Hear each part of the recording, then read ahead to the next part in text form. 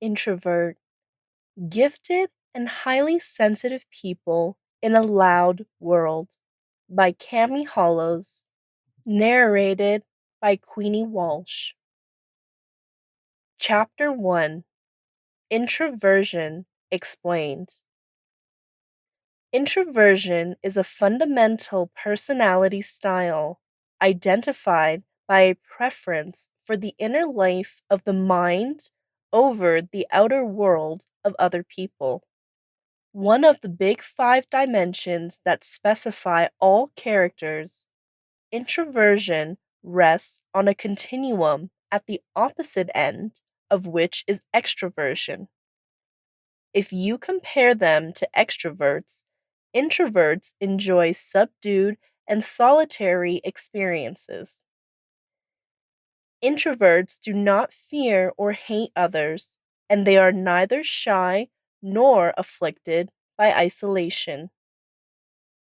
A crowd mixer may be abused for introverts, but they enjoy one-on-one engagement in calm environments, which is more matched to the makeup of their nerve system.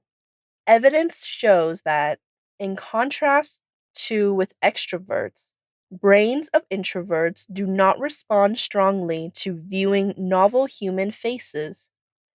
In such situations, they produce less dopamine, a neurotransmitter connected with benefit.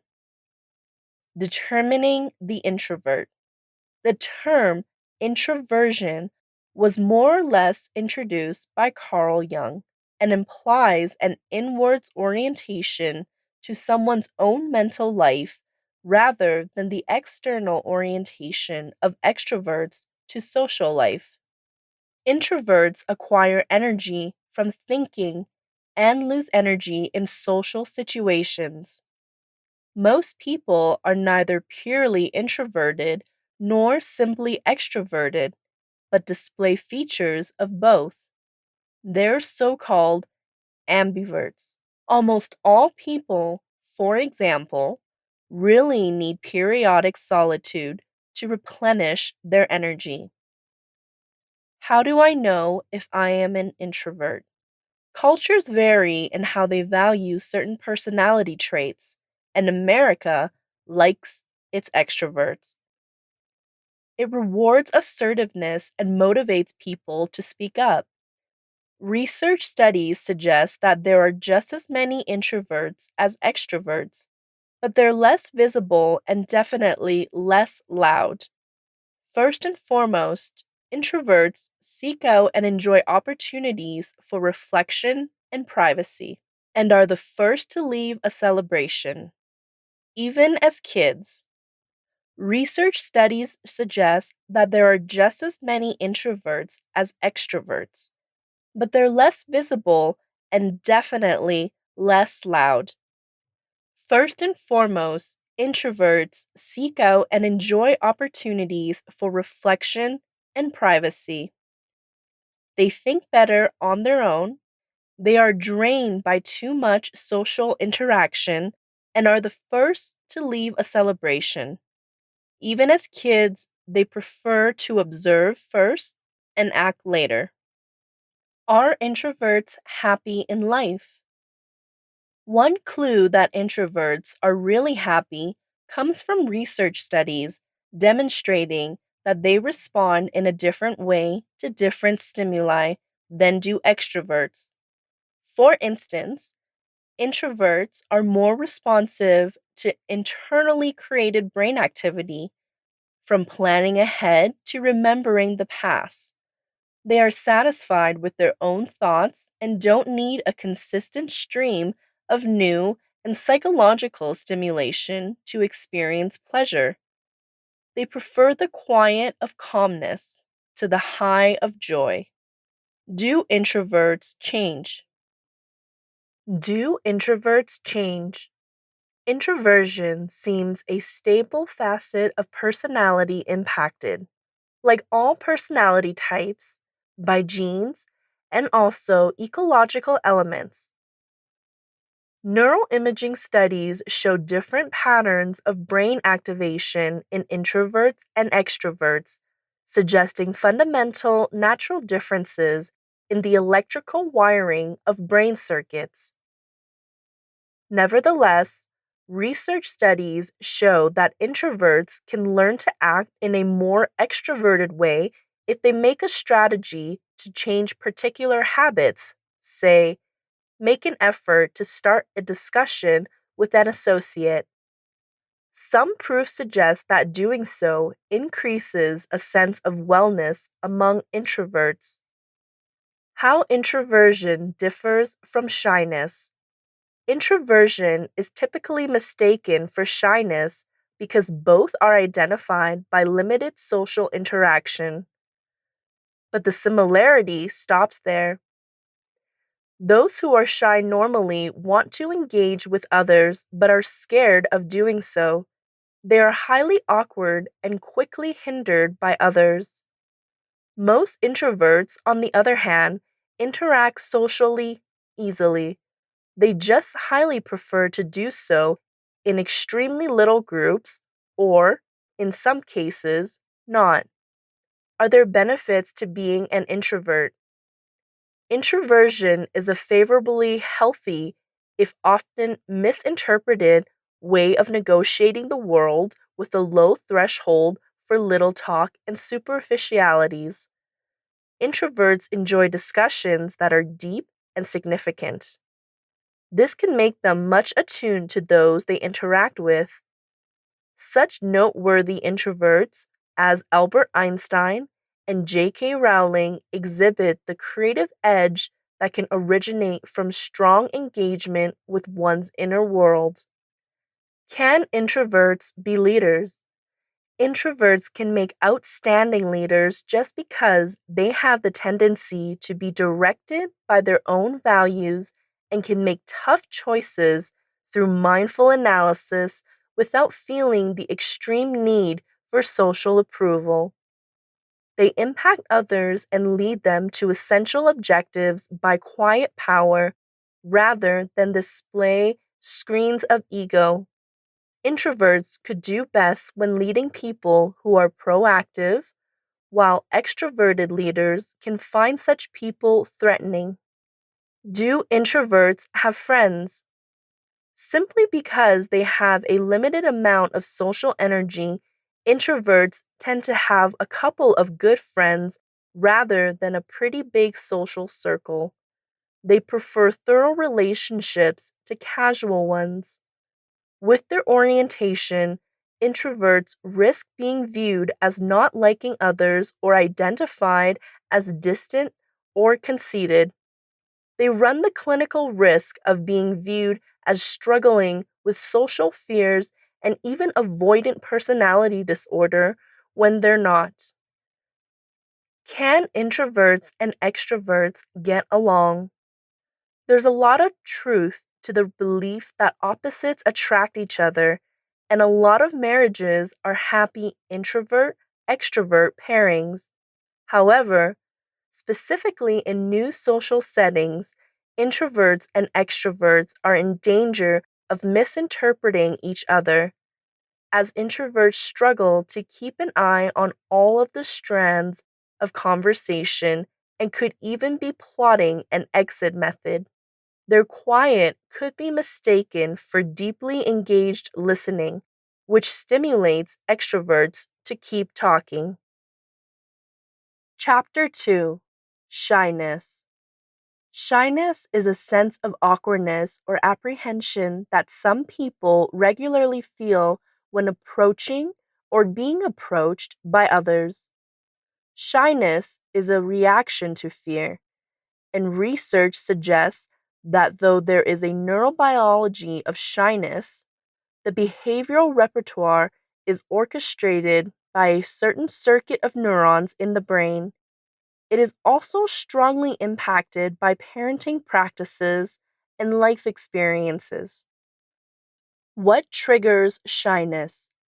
Shyness emerges from a few key characteristics: self consciousness, negative self preoccupation, low self confidence, and fear of judgment and rejection. Shy people often make impractical social comparisons, pitting themselves against the most vibrant or outbound individuals. Believing that others are constantly evaluating them improperly, shy people abandon new social chances, which, in turn, avoids them from improving their social skills. Are people born shy? Shyness is characterized by excessive self consciousness, negative self evaluation, and negative self preoccupation, features that involve a sense of self. Since a sense of self develops around 18 months old, one can reason that people cannot be born shy. Around 20% of children are born with a highly reactive temperament, but that doesn't ensure that they will be shy or unable to change their behavior. What triggers shyness in children? Shyness is driven by both natural and ecological forces. Infants are born with different temperaments, and the ones with an extremely sensitive personality are more likely to go on to be shy. Yet helpful, sensitive parenting can buffer against developing shyness or social anxiety. What triggers shyness in teenage years? Shyness can be heightened at the time of teenage years, since teens need to navigate new situations from classes to friendships to adolescence. They may fear being embarrassed, turned down, or totally known. Parents can motivate teens to think of how they would act if those fears were irrelevant, and then help them practice cultivating those habits and skills. What's the difference between shyness and introversion? Shyness stands out from introversion.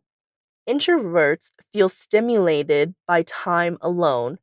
Shy people typically want to connect with others, but do not know how or cannot tolerate the anxiety and fear of negative judgment that includes human interaction.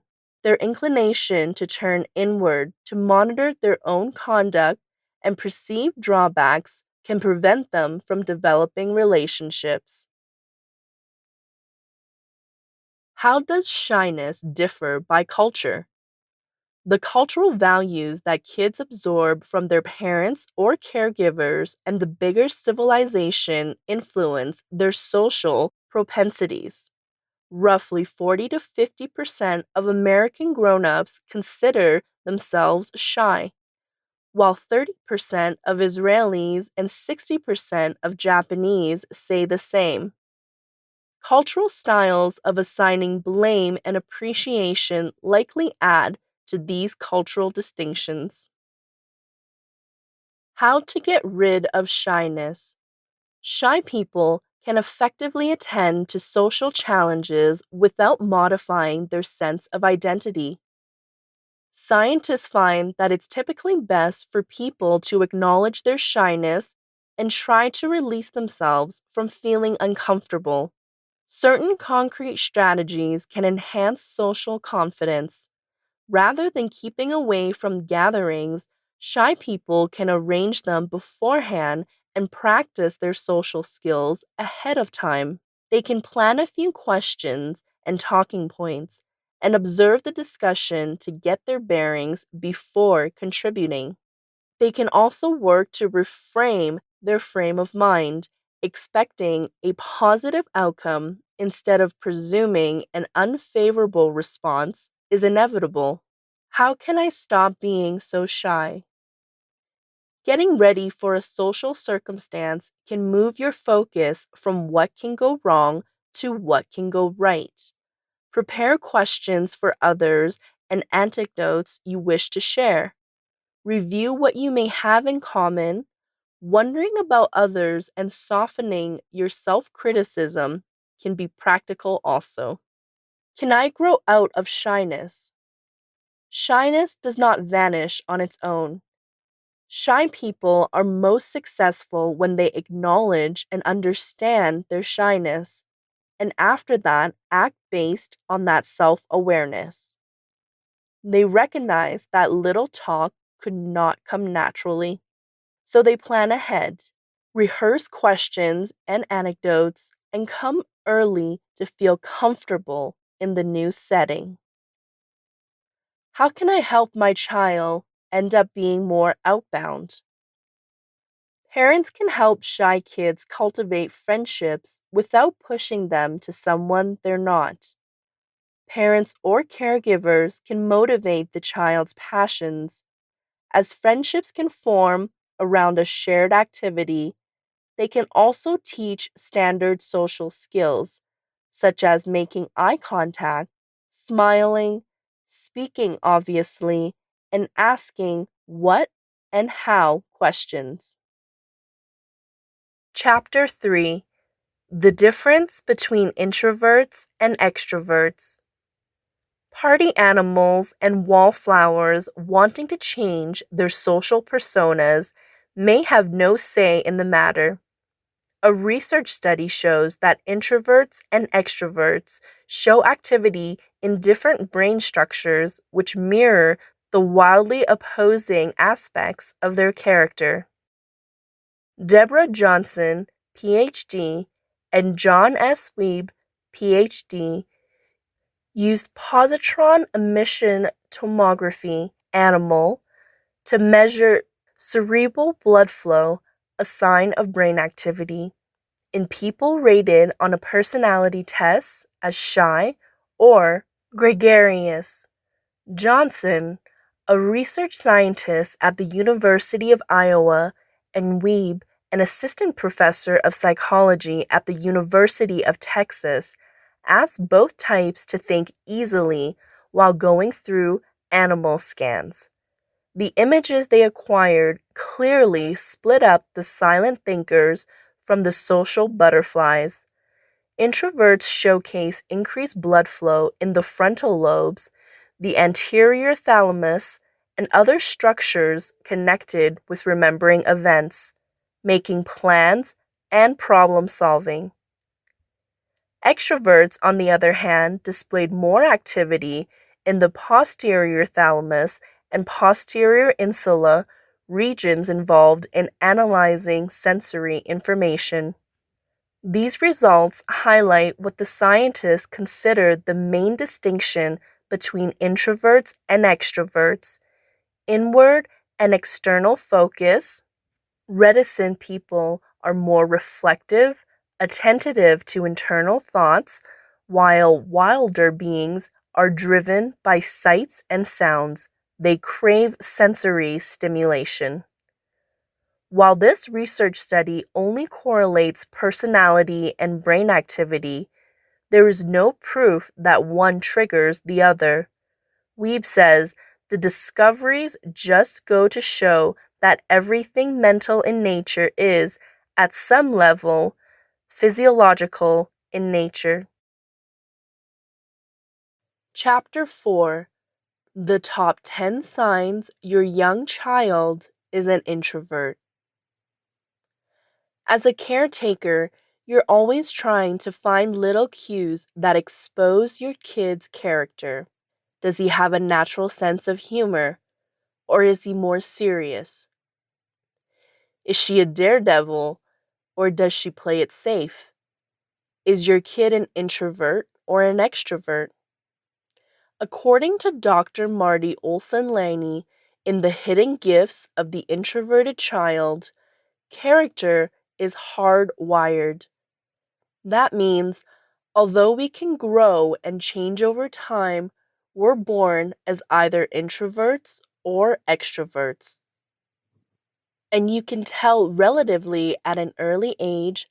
Laney says children start to show signs of introversion or extroversion as early as 4 months of age. Here are 10 signs your infant or toddler is an introvert. Your kid could be an introvert if he or she is: Number 1, curious about the world but cautious about exploring it. Many introverts have sharp minds and are naturally curious. They wonder how the world works or what makes a person tick. They are not afraid to ask the big questions, as they seem to be on a continuous mission to understand why. But introverts also have the tendency to be observers, choosing to watch and show rather than to dive in and do. Your child might be an introvert if he or she hangs out on the edges of the playgroup, choosing to watch a while before practicing. Generally, introverted children like to play it safe rather than take risks. They look before they leap and think before they speak. Number 2, sensitive to their environment. As a baby, your kid could have wept or thrashed around when in places where there was tons of sound or activity. In 2004, Harvard psychologists Jerome Kagan and Nancy Snedman learned that infants who are really reactive to unfamiliar stimuli tend to grow up to be shy, timid, or introverted grown-ups. As your child grows older, she or he might close down, hold on to a safe individual, or have disasters in the face of crowds, new people and circumstances, or busy environments. Compared to extroverts, introverts are more easily drained by stimulation. Number 3, had low birth weight or was born preterm. A study released in the Archives of Disease in Childhood, Fetal and Neonatal Edition discovered that children born low weight or preterm are more likely to be introverts. Number 4, clams up when meeting a person new but comes alive in the house. Around an unfamiliar person, your toddler keeps away from eye contact and goes silent. Personal by nature, introverts tend to need time to warm up to new people. Your child is no exception. However, at home, where your kid feels comfortable, she or he will not waver to tell you a story or be ridiculous. It is almost like your young kid is a much different person around you and the family. His or her real personality comes out. Number 5, quickly ends up being absorbed in solo play. Many introverted children have a strong imagination and a rich inner world that lives and present for them. If your young kid spends hours lost in focused play with a certain toy, she or he could be an introvert. Older kids will spend time in their bedrooms with the door closed, doing singular activities like reading, drawing, or playing video game. Number 6, has a disaster after a play date or busy day. Introverts get quickly drained by interacting socially and need downtime to recharge their energy. When your kid spends time with other kids, see how they respond. Do they appear exhausted, cranky, or overwhelmed after a play date, even if they had a good time? If so, they could be an introvert. Similarly, your child might sob or have a meltdown after a very busy day without breaks. Number 7, fights with separation anxiety. Not all reclusive children have separation anxiety, but it's quite typical for them to experience it. Introverts, in general, are more at risk for anxiety, stress, and depression than extroverts, and children are no exception. What happens when you drop off your young child at preschool? Does he or she cry, hold on to your leg, and beg you not to leave? Though the other kids appear fine. If so, your child could be an introvert experiencing separation anxiety. Number 8, engages with the deeper elements of life. All children ask questions, but an introverted kid may shock you with the depth of their thinking. They could seem older than they really are, in some way possessing deep insights past their years. Amazingly, even at a young age, many reclusive kids can step outside themselves and assess their own conduct. Number 9, battles to express themselves. By definition, introverts are inward personalities. They can have to cope with word retrieval because, according to Lanny, they might rely more on long lasting memories than short range memories. When speaking, your kid could stop briefly, regularly, looking for just the right word. They may get frustrated at not being able to show what they mean. As toddlers, they may be drawn to stories, books, and art because these give them a language to understand and express what they're thinking and feeling. Number 10, depend on their inner resources. Normally, introverted children depend on their inner resources to guide and direct them instead of continuously turning to others. In their personal garden, away from the material world, they focus and puzzle out complex thoughts and feelings, writes Lanny. The disadvantage is that they could not ask for help when they would gain from some adult assistance. The advantage is they have the tendency to be independent and self-directed. Celebrate your introverted kid. Introversion is hereditary, and introverts will stay introverts for life. In fact, people tend to get even more introverted with age. This means, though your child could amaze you sometimes, she or he will usually always prefer calm, minimally stimulating environments and adequate alone time. Nonetheless, as the parent, you play a huge role in forming your child's personality, and science backs this up. Kagan and Sneidman discovered that parents who were protecting of timid kids strengthened their shyness. Even so, when parents motivated some sociability and boldness, the kids ended up being teens who revealed less inhibition than their more scared equivalents. If you're raising a shy child, celebrate their quiet ways. Teach them to manage their energy and not feeling guilty about needing time alone. But also help them gently push their limits. The world could use a little more of what they have to give. Chapter 5, the top 12 reasons to celebrate introverts on World Introvert Day. January 2nd was World Introvert Day.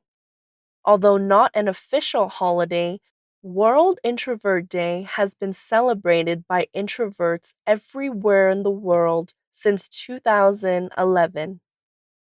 It's no coincidence that World Introvert Day falls immediately after New Year's Day. The idea is that introverts take some time to recharge after the mayhem of the holiday season. No more forced interacting socially and awkward little talk in the name of being joyful.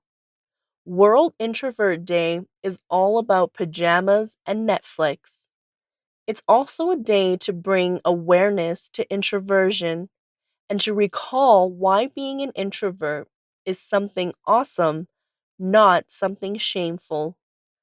Why we should celebrate introverts. Number 1, introverts really know their stuff. I have a shy good friend who is basically a walking encyclopedia of Celtic myth. This is an example. If you ask him about the hero Cuchulainn, he can't only tell you how he passed away, but also what kind of chariot he drove around in. Listening to him talk, I found myself thinking, wow, he really knows his stuff. That's simply because introverts love learning and adding to their huge stores of specialized knowledge. It's no surprise that introverts often end up being professionals in their field. Number 2, introverts are problem solvers and idea generators. Introverts tend to gravitate to working alone. We're the ones quietly sitting at our desks, turning ideas over and over in our minds. And there's an advantage to this. When you're with other individuals, your brain is forced to multitask. Even if you're not engaging with a person, part of your attention is occupied just by their mere presence, research suggests. But when you're alone, you can hear your mind and focus your thoughts. And all this deep, focused thinking can lead to new options and fantastic ideas. So forget the brainstorming group. Take a cue from introverts and work alone, because decades of research have consistently revealed that conceptualizing groups think of far fewer ideas than the same number of people who work alone and later pool their ideas, according to psychologist Keith Sawyer. Number 3, forfeit? Not yet. Speaking of problem solving, introverts tend to stick to issues longer, well past when everyone else has carried on to another subject or gone home for the day. Albert Einstein, the world famous physicist who developed the principle of relativity, was most likely an introvert. He once claimed, "It is not that I'm so clever, it's just that I stick with problems longer." Number 4, introverts can make better team players than extroverts over the long run. Corrine Bendersky and her associates learned that even though extroverts make good first impressions, they may disappoint us with time when they belong to a team. Their value and credibility at work decrease over time, clarifies Bendersky. On a group, you are expected to work hard and contribute a lot, but they're typically poor listeners and they do not team up. Introverts, on the other hand, could work harder on a group simply because they care a lot about what others think of them. They don't want to be seen as not pulling their weight. So while companies could be attracted to hiring extroverts because they sound great in interviews, managers should remember that introverts pack an effective, yet understated punch. Number 5, introverts bring incredible depth and intimacy to their relationships. We have a fondness for quality, one on one time, and deep discussion. Instead of talking about the weather or what you did this weekend, we'd rather peer into your inner world. What have you learned lately? How are your ideas developing? How are you truly? When there is an introvert in your own life, you might experience intimacy like never before. Number 6, introverts typically know the power of words. We have the tendency to listen more than we talk, and we also tend to think before we say anything. We select our words wisely simply because we know that once said, words can't be taken back or easily forgotten, if at all. Number 7, introverts are low upkeep. You can leave us alone for hours at a time, and we will just do our thing. If you're our good friend or loved one, you don't need to call, text, or check in on us constantly. If you're the manager of an introvert, you don't need to babysit us. Introverts have the tendency to be self starters, and we typically work silently and progressively on things. In fact, you'll probably only hear from us if we have an issue we can't fix. Believe me, we've tried solving it 12 times already before coming to you. Also, we do not need consistent appreciation, gold sticker labels, or shoutouts in the company newsletter. If we're working hard, we're motivated from within. Number 8. Introverts are the calm in the center of the storm. When everybody is losing their heads over the company's most current policy change, introverts are thinking about new ways to adjust. When everybody is panicking because the birthday present did not come on time, introverts are already coming up with a backup plan quietly. Number 9. Introverts get you. That's because spending time alone, which introverts love to do, might help you develop more empathy, especially for people outside your social group, research suggests. This is probably because being on your own means you hang out showing. Privacy actually makes you more connected to others. Number 10. Introverts look before they jump. We do not hurry into things. We often consider all possibilities before making a decision. This applies to our new jobs and personal life. An example could be this: extroverts could jump into a new relationship quicker than introverts. And Katrin Sodermans and her colleagues found out that divorced extroverts were more likely to rapidly remarry than introverts. When you do not push things too much, you often make better decisions. Number 11. Introverts develop worlds in their heads and help produce the world we live in. Introverts are artists, stars, musicians, performers, and authors.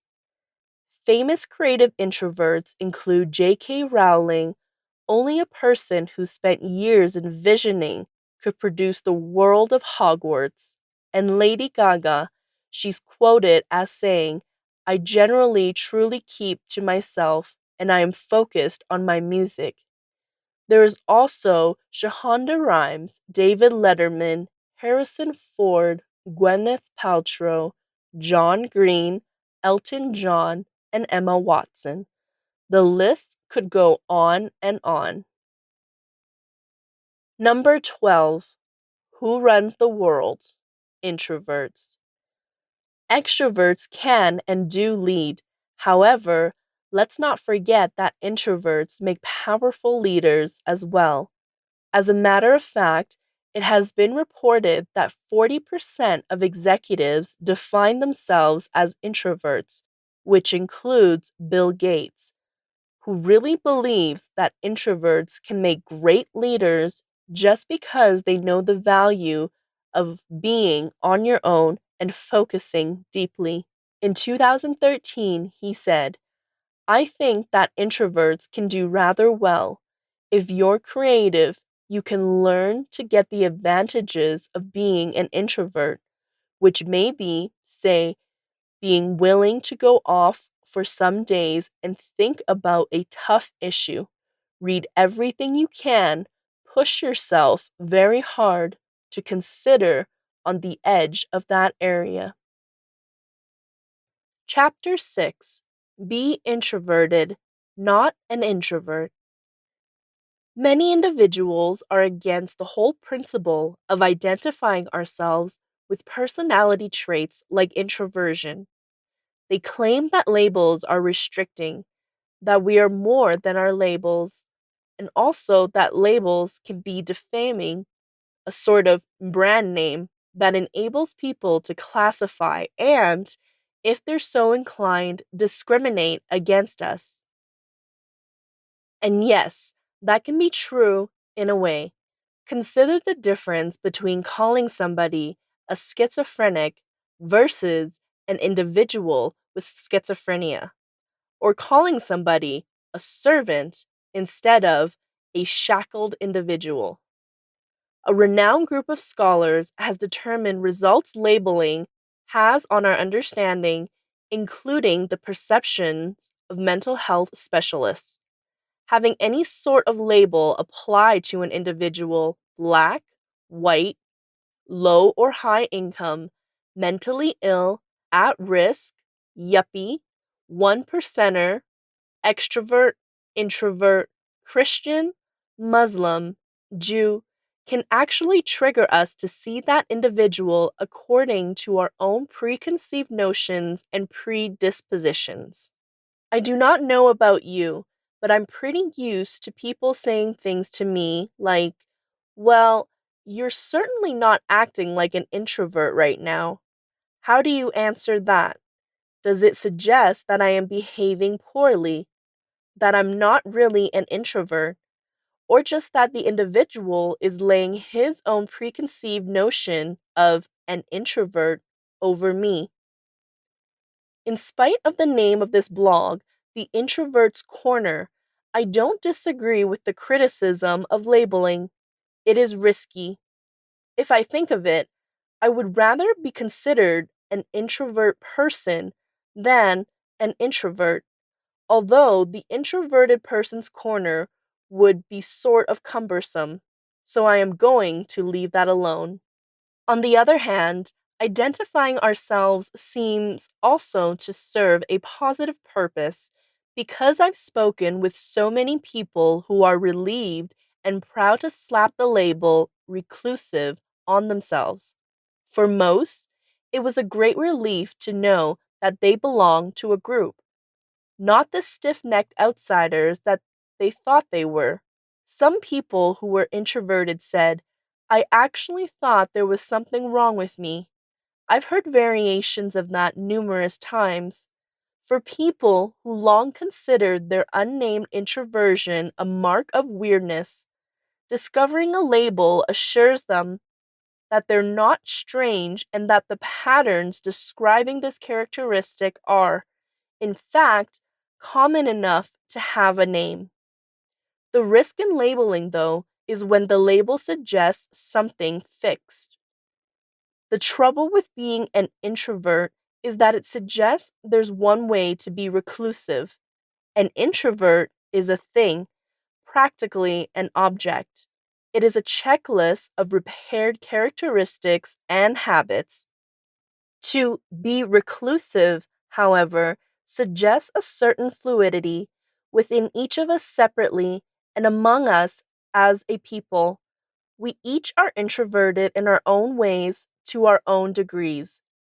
Within the complicated setting of our own personalities, shy permits us to think in degrees. You can be very introverted or just a little reclusive. Not so with being an introvert. Choosing to accept the label introverted merely gives us a starting point for thinking about and calibrating what this means to us separately. When you understand, ah, like others introverted people, I have limited energy for socializing. That does not prescribe how you are going to or should behave. It is solely your beginning point for considering precisely how much energy you have for mingling and selecting how you want to expend it, even if it's huge, blowout, hoop-de-doo parties where people will dance up to you and shout over the music. I thought introverts despised parties. If that's how you want to burn your social energy, no one will withdraw your introvert card. You're introverted and you like huge parties. That's cool. There is no such thing as I'm an introvert, so I can't blank. Or I am introvert and so I should blank. That is labeling as restricting. Identifying yourself introverted and discovering what behaviors you share with other introverts is just the start of finding out what shape your introversion takes and how you can work with it to reach your goals. I'm a fan of Carol Dweck's theory of growth versus repaired state of mind, which posts that success is often contingent on whether we see our intelligence, personality, and the strengths as fixed, cast in stone, and unchangeable, or if our company believes that things like exertion, practice, and experience can take us wherever we want to go. Within reason, I'm going to never ever be an Olympic gymnast, a fact that occurs to me each 4 years. I do not argue with people who object to labels, and I don't promise to stop using the word introvert. I'm not changing my book title to The Reclusive Person's Way. I'm just not. But I do suggest that if you choose to adopt the label of introverted, you do it in the spirit of self discovery. Write it on yourself in your own handwriting. Do not let me or anyone else tell you how introverts behave. You may be introverted, but you're not an introvert. You are you, and you are special, not in a classification. Chapter 7. An introvert in need is still an introvert. Who needs people anyway? All of us do, to some level, long times more than others. Staking out privacy is definitely among introverts' most important self care jobs. With self reflection and trial and error, all of us find out how much social life is way too much, how much is just enough, and how much is inadequate. Only the misanthropes among us will firmly insist that no social life is perfect. But that's in the good times when life is swimming along naturally and our needs are run out of the mill. However, life does not always go swimmingly. At times, we get caught in cross currents. And when that happens, you might find your reclusive nature tested. This is the circumstance I find myself in, dealing with a challenging health challenge that both isolates me, as I find myself temporarily not able to participate in activities I once took pleasure in, while at the same time needing me to navigate a great deal of loving concern from others, a caring concern I very much really need, but that can overwhelm me. To put it simply, insufficient and also too much. At the same time, this is what's happening. In an emotional moment that I recall, I wrote about my situation on social media. I feel sorry for exposing myself in this way, but I also was and stay touched and frankly shocked by the number of people who reacted with care and concern. I am pretty sure people like me more now that I'm sick than they did when I was healthy. And as I navigate these waters, I definitely do really need people to lean on, understanding ears to vent to, shoulders to cry on, though I'm highly discriminating about who gets to see me cry, and even concrete help sometimes. A meal when I am too wrung out to prepare, a smooth ride when I'm not feeling well enough to drive. This stuff is hard to request, and so I am nothing but thankful to people who make it easier to do. Nevertheless, it wasn't long into this entire organization before I started getting overwhelmed by my sudden immersion into not only my emotions, but also other people's. Keeping up with The concern and interest of others started to feel like a responsibility, and I realized that even though a frightening analysis can initially make you feel like you have become a completely different individual, beyond that analysis, you are still the person you've always been. I am definitely still an introvert, an ill introvert, but reclusive as ever. And so I thought about it more and more, and I started sorting through how I could take in and appreciate other people's concern while not diminishing myself. Self care in difficult times involves both connecting and withdrawing as necessary. Introverts' somewhat prideful self sufficiency is great till it disrupts our own wellness. Some other time, I wrote something about introverts' propensity to let relationships pursue them instead of pursuing the ones they want. It is the exact same with support. Instead of just waiting for people to step up and offer, sometimes making charming gestures that fizzle, I'm learning, gradually and painfully, to reach out and say, "Hey, I would really love your company today." Or, "Can you help me with something?" Believe me or not, but people really like that kind of thing. They are typically flattered. So, I get to be good to them, and I get my needs met at the same time. It's a win win situation. And then I can control the conversation. Answering every telephone call and message right now is not necessary. Now more than ever, I particularly resist getting dragged into phone calls when I'm not in the state of mind. If other people are offended by this, then I'm sorry, but that's how it is going to be. I tell myself that if they really want to support me, they need to do it in ways that feel right to me. Many people who truly love me comprehend this. Yes, it is okay to grumble and gripe. I try to do it sparingly, to only choose people and to temper it with humor. But I can't be stoic all of the time. That's stressful, and it feels false. My spouse is now scratching his head and just wondering when exactly I'm stoic. The truth is that social support isn't always deep and deep. At times, it's just hanging out with good people who might or could not be friends. Sometimes I just want to be routine and not worry about the things that are stressing me. At times, I just want to do lunch. When life feels big and creepy, a light lunch with several laughs can be extremely refreshing.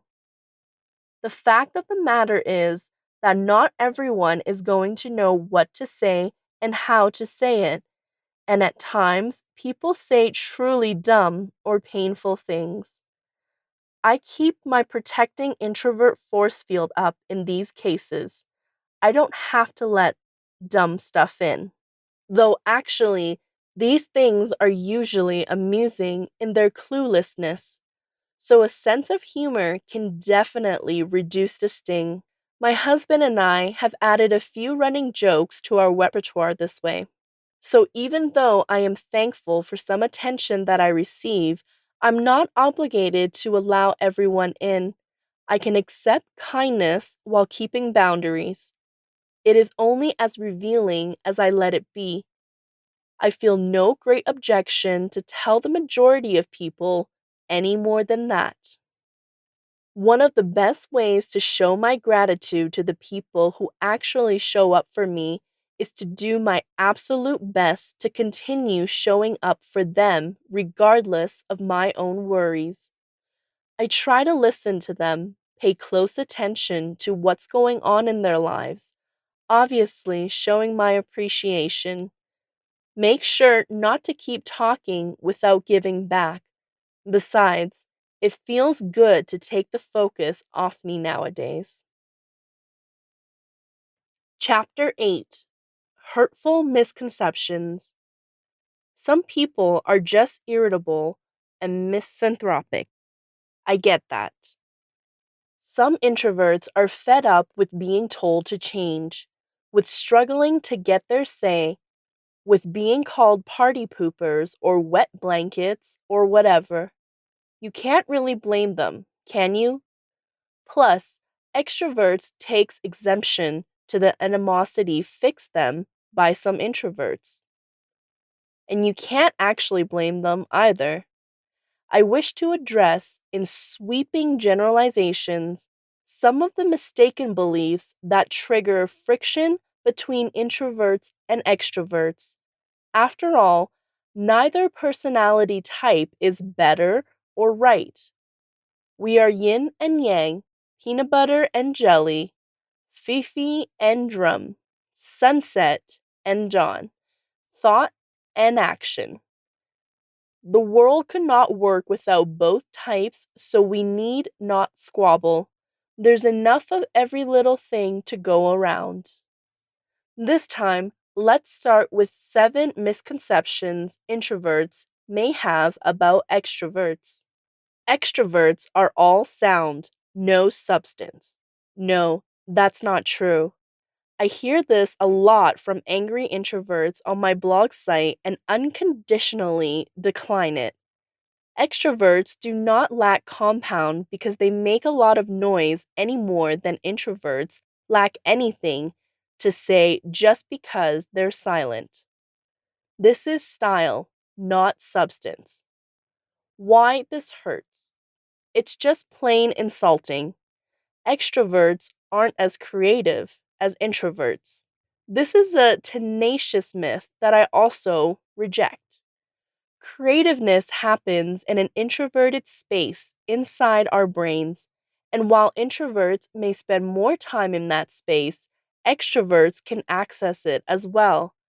Besides, in some cases, the stimulation of interaction can help an ambiguous idea develop and grow.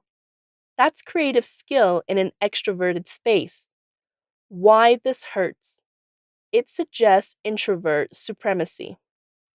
Extroverts are afraid to spend time alone.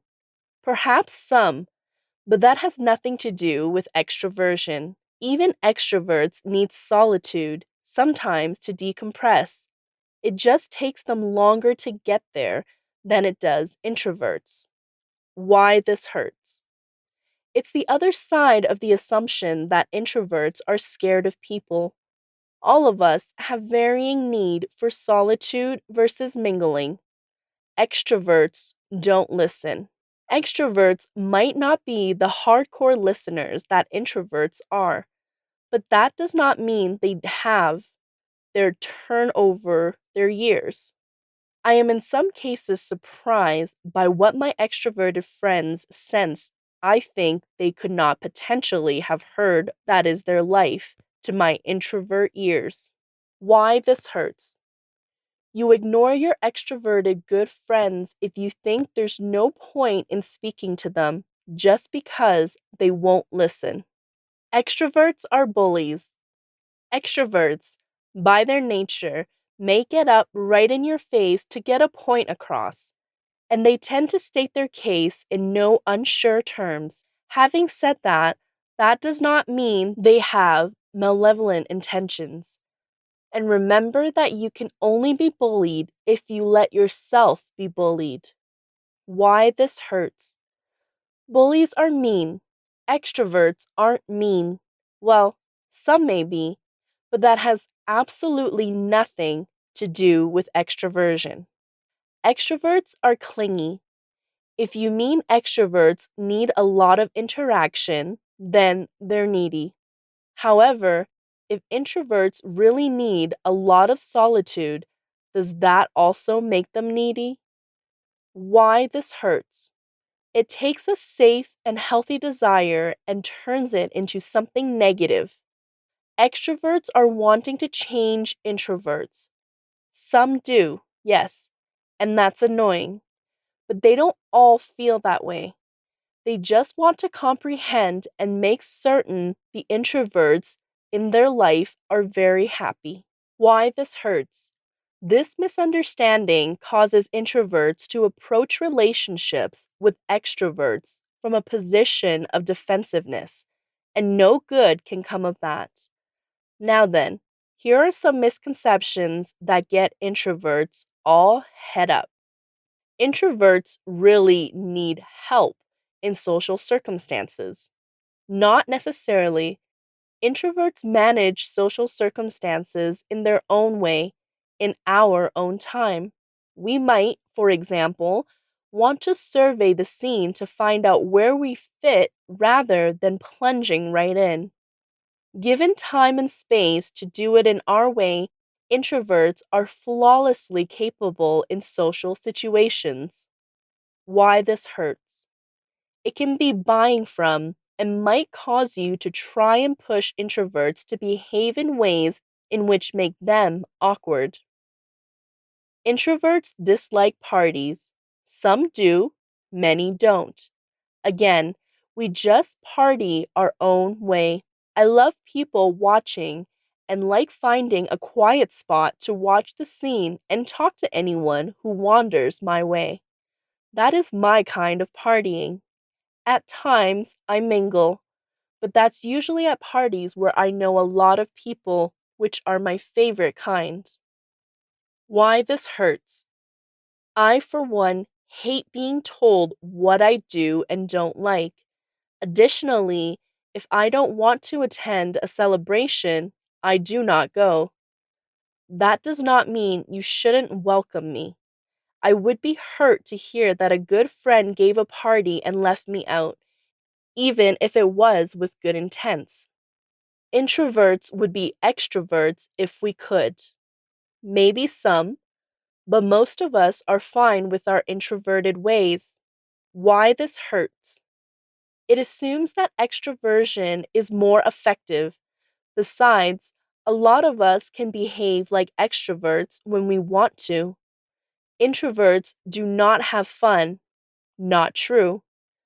We just don't have fun the exact same way that extroverts do it. Our fun tends to be subtle and does not always include a lot of people or any other people at all. Why this hurts? How would you like being called a celebration pooper? Introverts really need to be drawn into discussion. Again, not necessarily.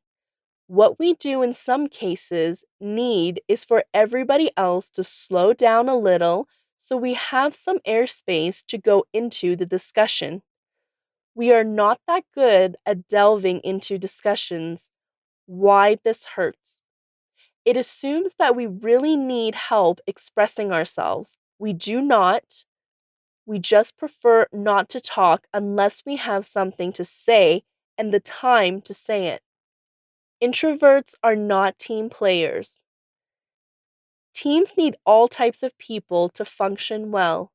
Introverts might get steamrolled in a group setting, but give us the chance to make a contribution without having to fight to be heard, and you will find that we can be integral cogs in the device. Why this hurts? It can be harming to a career to be perceived this way. Introverts are not leadership material. In fact, research finds that introverts can be rather proficient at leading groups or extroverts simply because we do not take on the team. Introverts have silent self confidence and can lead without bluster and bombast given the chance. Why this hurts? Another misunderstanding that can be a career killer. So, can we all just get along, please, and respect and appreciate our distinctions? The world spins more efficiently when we do. This has been Introvert, Gifted and Highly Sensitive People in a Loud World. Written by Cami Hollows. Narrated by Queenie Walsh.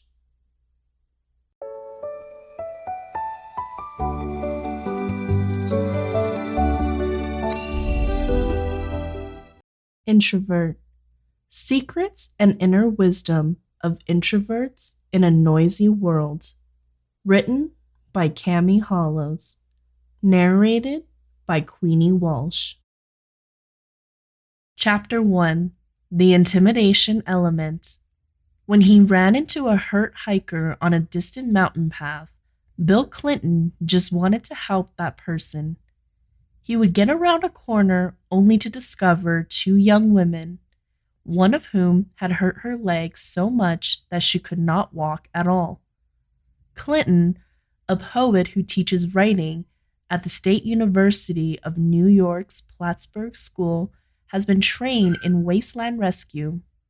He is also 6'5" and 250 pounds, with a thriving voice and abundant facial hair that, on those winter hikes, it tends to frost over into what he refers to as an ice beard.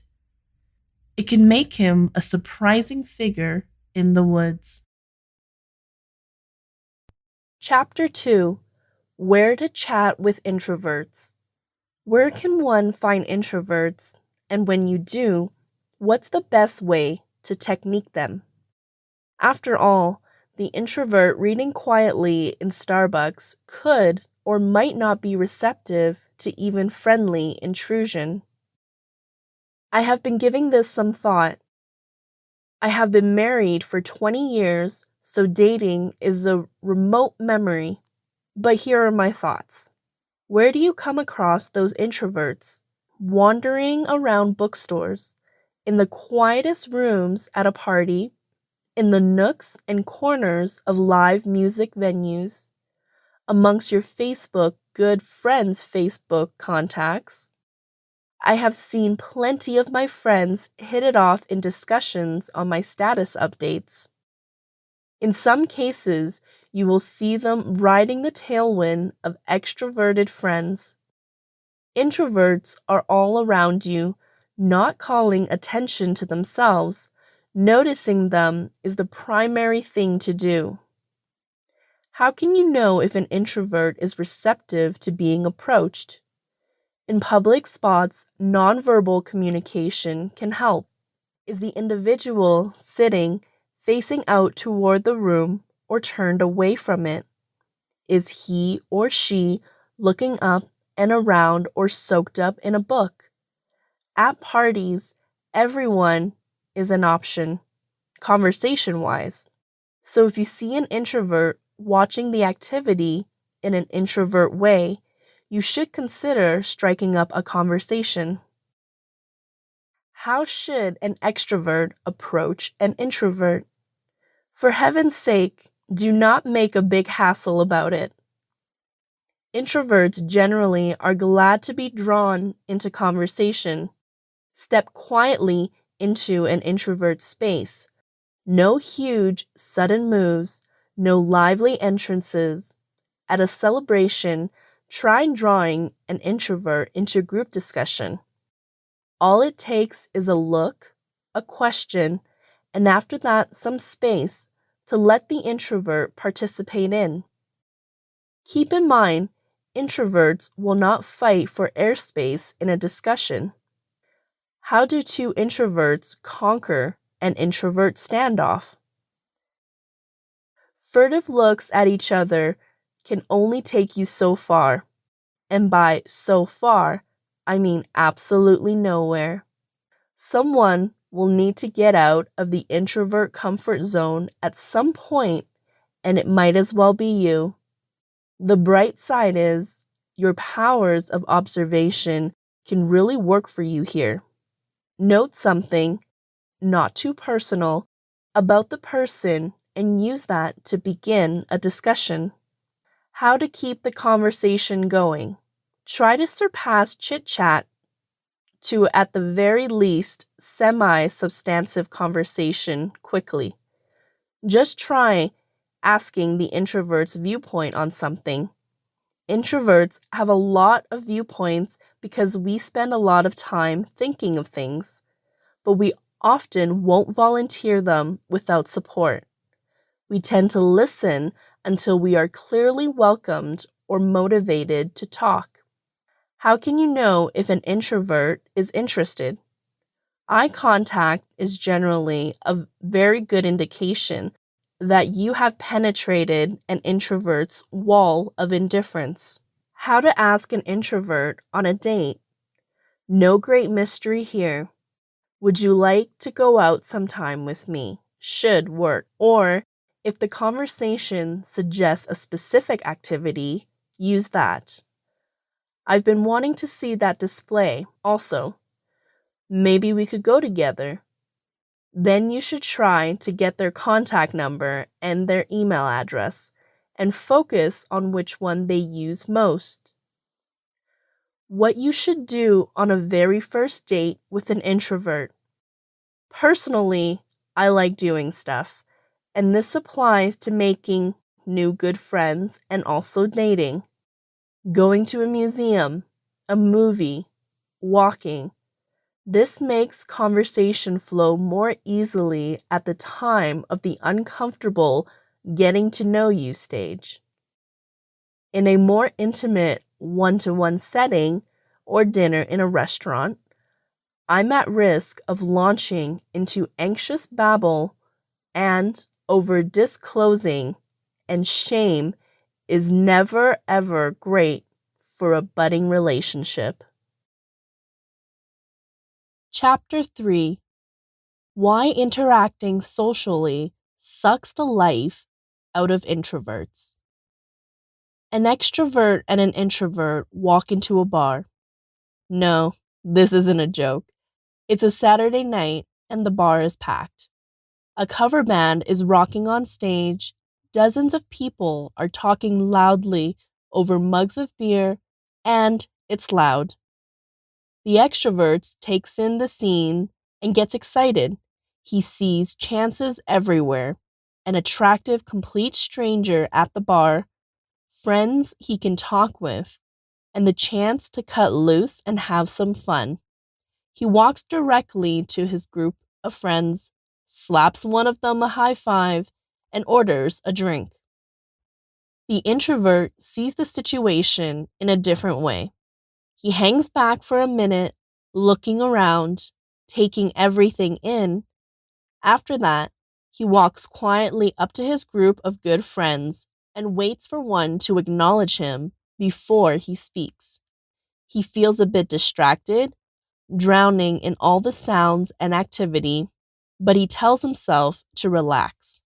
This is supposed to be fun. And the introvert does have some fun for a while. He drinks a beer and overtakes a good friend he hasn't seen since college. He even dances a bit when the band plays his preferred song. Yet, it doesn't last. Quickly, the introvert wearies. Not just, I could use a fast cat nap, tried, but really tired. His brain has turned to mush. He has difficulty spitting out sentences. His whole body feels physically fatigued. He's getting an introvert hangover. He watches the extrovert who is doing shots with a woman he apparently just met. The extrovert does not show any signs of going any slower. Actually, he looks a lot more excited than when they arrived. Why do introverts get more drained by socializing than extroverts? Of course, this example is a generalization. Not each extrovert goes through the weekend partying, and sometimes introverts live it up as well. All of us act reclusive sometimes and extroverted at others, according to Carl Jung, the founder of analytical psychology. There's no such thing as a pure introvert or extrovert. All of us fall someplace on a sliding scale. And mingling is actually draining pipes for everybody eventually, according to a current research study. Researchers found that after 3 hours interacting socially, participants reported higher levels of tiredness. Remarkably, these effects were found to be true for both introverts and extroverts. That makes a lot of sense because mingling expends energy. You need to talk, listen, and process what is being said, among other things. However, there are some extremely real differences between introverts and extroverts, and these distinctions come down to how they respond to rewards. Rewards or benefits are things like getting the contact number of an attractive complete stranger, getting promoted at work, and even eating a delicious meal. According to the professionals I spoke to recently, extroverts have a more active dopamine reward system than introverts. Dopamine is a neurotransmitter that helps control the brain's pleasure and reward centers. Having a more active dopamine benefit system also suggests that extroverts get more energized and thrilled by the possibility of reward than introverts. So extroverts are more driven to strike up a discussion with a stranger or hang out at the bar until last call. Naturally, introverts also care about having relationships, eating, and getting ahead at work. But put simply, introverts just aren't as intrigued by pursuing the things that extroverts chase. Having a less active dopamine benefit system also suggests that introverts may find particular levels of stimulation, like sound and activity, to be punishing and tiring. That explains why the introvert in our bar example had fun for a little while but felt drained as he ended up being overstimulated. Is it bad to care less about benefits? Introverts don't seek rewards to the exact same degree that extroverts do. Is this a bad thing? Not necessarily. We all have that one good friend who partied too much and paid a steep price, or who focused a lot on getting ahead that she ended up being a workaholic, jeopardizing her health and relationships. These are people who went after benefits.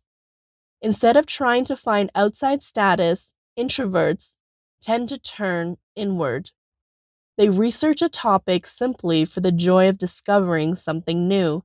Job wise, they look for a calling that's more than just a paycheck. They want depth and intimacy in relationships, a connection that's something that connects their heart to their partners. This isn't to say that all extroverts are shallow and all introverts deep. It's not black and white. At times, extroverts chase after quiet, inherently satisfying activities, and in some cases, introverts look for status, cash, popularity, and other benefits. I'd contend that a healthy, effective life for anyone includes a mix of both the introvert's way and the extrovert's. When I asked introverts to tell me about the important things that inspired and stimulated them, they all mentioned subtle activities, like a solo shopping trip, a meaningful conversation with a friend, ending up a very good book, or expressing themselves through art. If it weren't for the introvert's less active dopamine benefit system, they most likely would not be focusing on these kinds of activities. The introvert's way isn't about chasing after benefits, but rather about seeking deeper meaning. Chapter 4: The Top 7 Reasons You Should Be Proud to Be an Introvert. Introverts have gotten a bum rap, considering they comprise 1/3 to 1/2 of the population, including some of the world's most gifted people. This is as unfortunate as it is confusing. According to Carl Jung, everybody has a shy side and an extroverted side, with one more dominant than the other. Those on the more extroverted side have a tendency to be energized by social stimulation, with little need for downtime. They value the outer world and social approval and are more apt to conform with society. People who are closer to the reclusive side can feel a little drained by way too much social stimulation, so they require a particular amount of alone time to recharge. They aren't to be confused with loners or to be considered antisocial. Most introverts are not. They are simply more fixated on the inner world of ideas and ideas, as evidenced by dazzling minds like Sir Isaac Newton and Albert Einstein. So, why all the criticism? Psychologists and character theorists traditionally pathologized introversion, connecting it with characteristics on the most extreme negative end of the spectrum. Extroversion, though, is usually related to its most positive attributes like sociability or chattiness. While these qualities have been highly esteemed in American society, this was not always the case.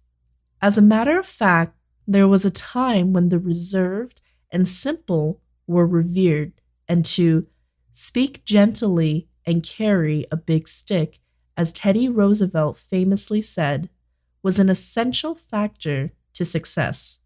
The stick, in the case of introverts, would be their silent powers of observation, innovative ideas, and other gifts they rarely get credit for.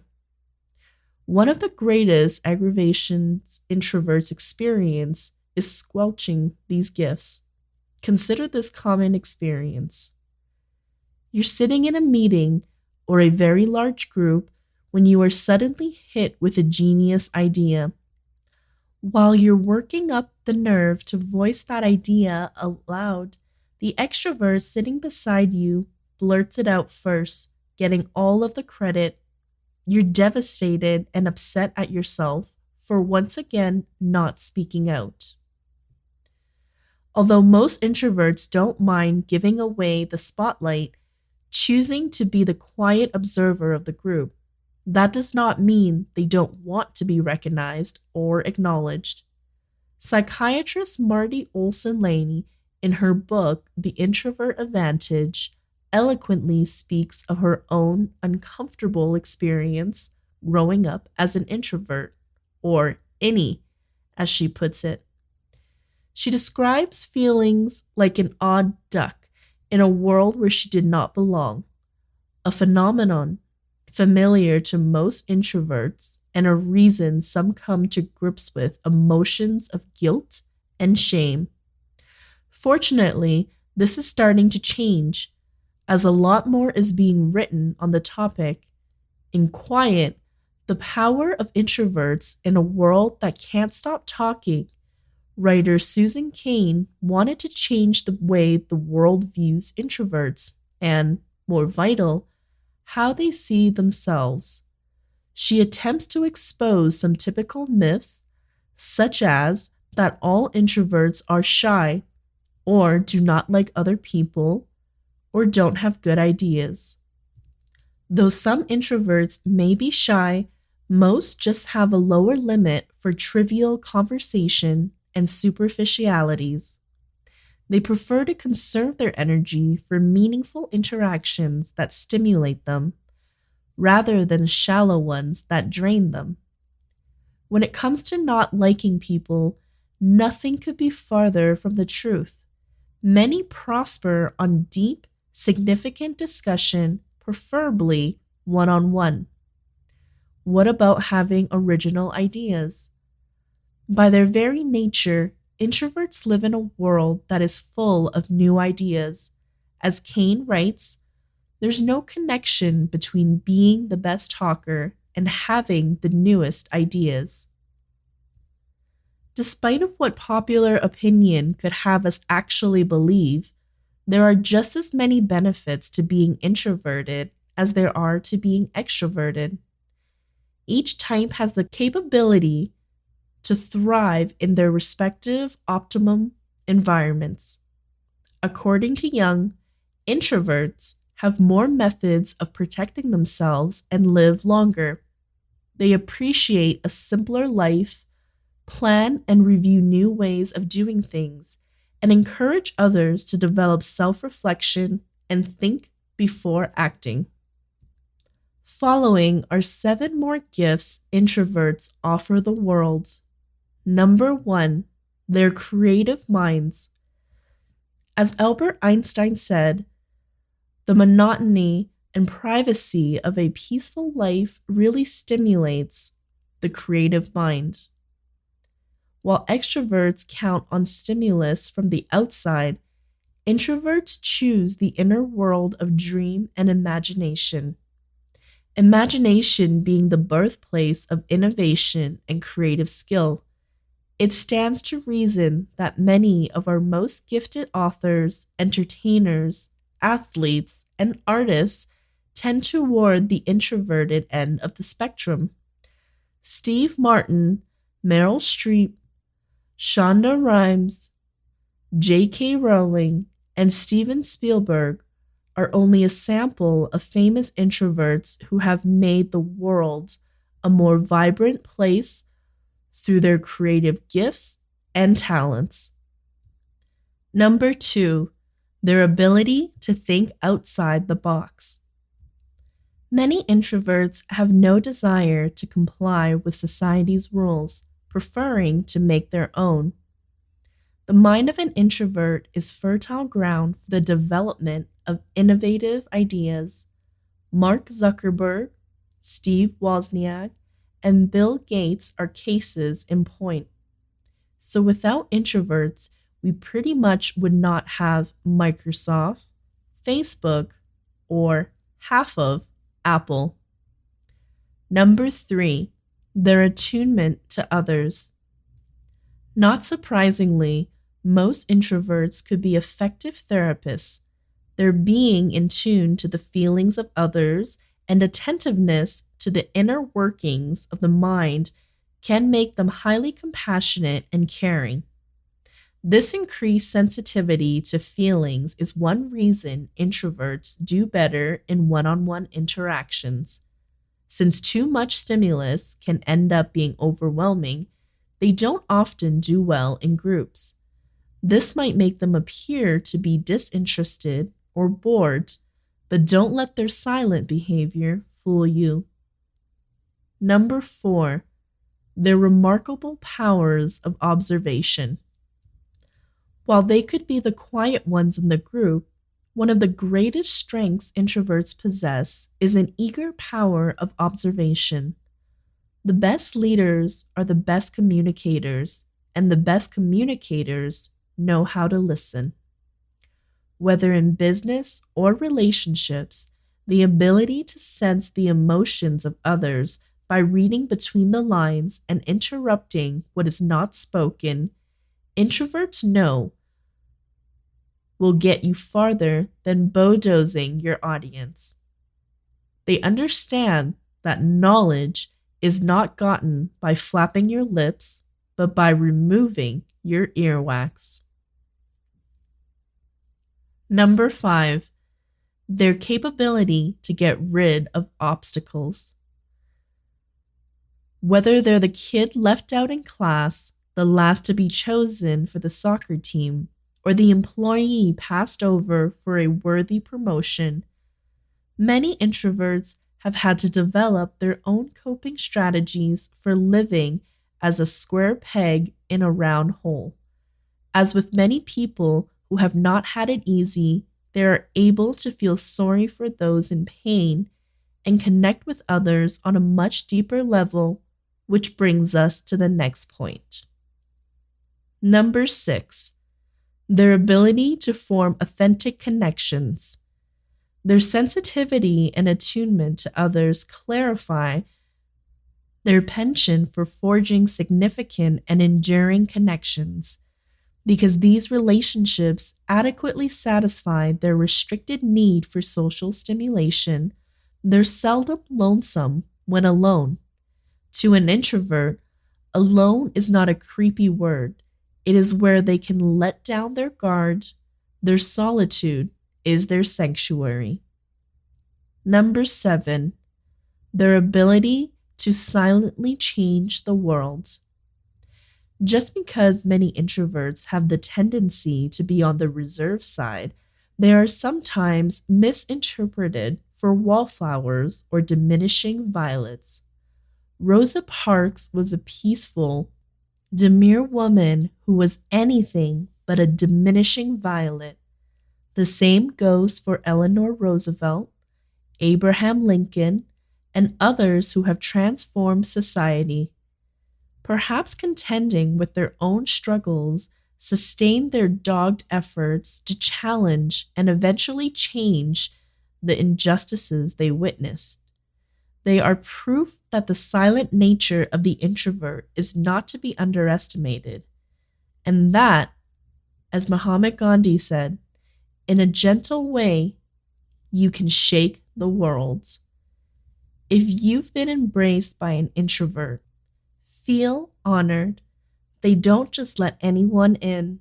However, when they do, their fierce loyalty and compassionate nature make them some of the best friends, partners, co-workers, and employers you could ask for. Their presence is a gift. Chapter 5. Introverts are not dysfunctional extroverts. We typically connect our self-worth to outward circumstances that generates almost all the suffering, torment, stress, dissatisfaction, and suffering we experience. When things work out, we are very happy. When things don't go well, we suffer. Our self-worth rises and falls with things that we cannot control, like the opinions and actions of others. Our society has typically seen introverts as failed extroverts. If you are an introvert, you have most likely been admonished, encouraged, and judged by extroverts because you were not talkative, enthusiastic, or energetic enough. It is easy for introverts to feel a specific version of this contingent self-regard when they encounter the culture's bias against them.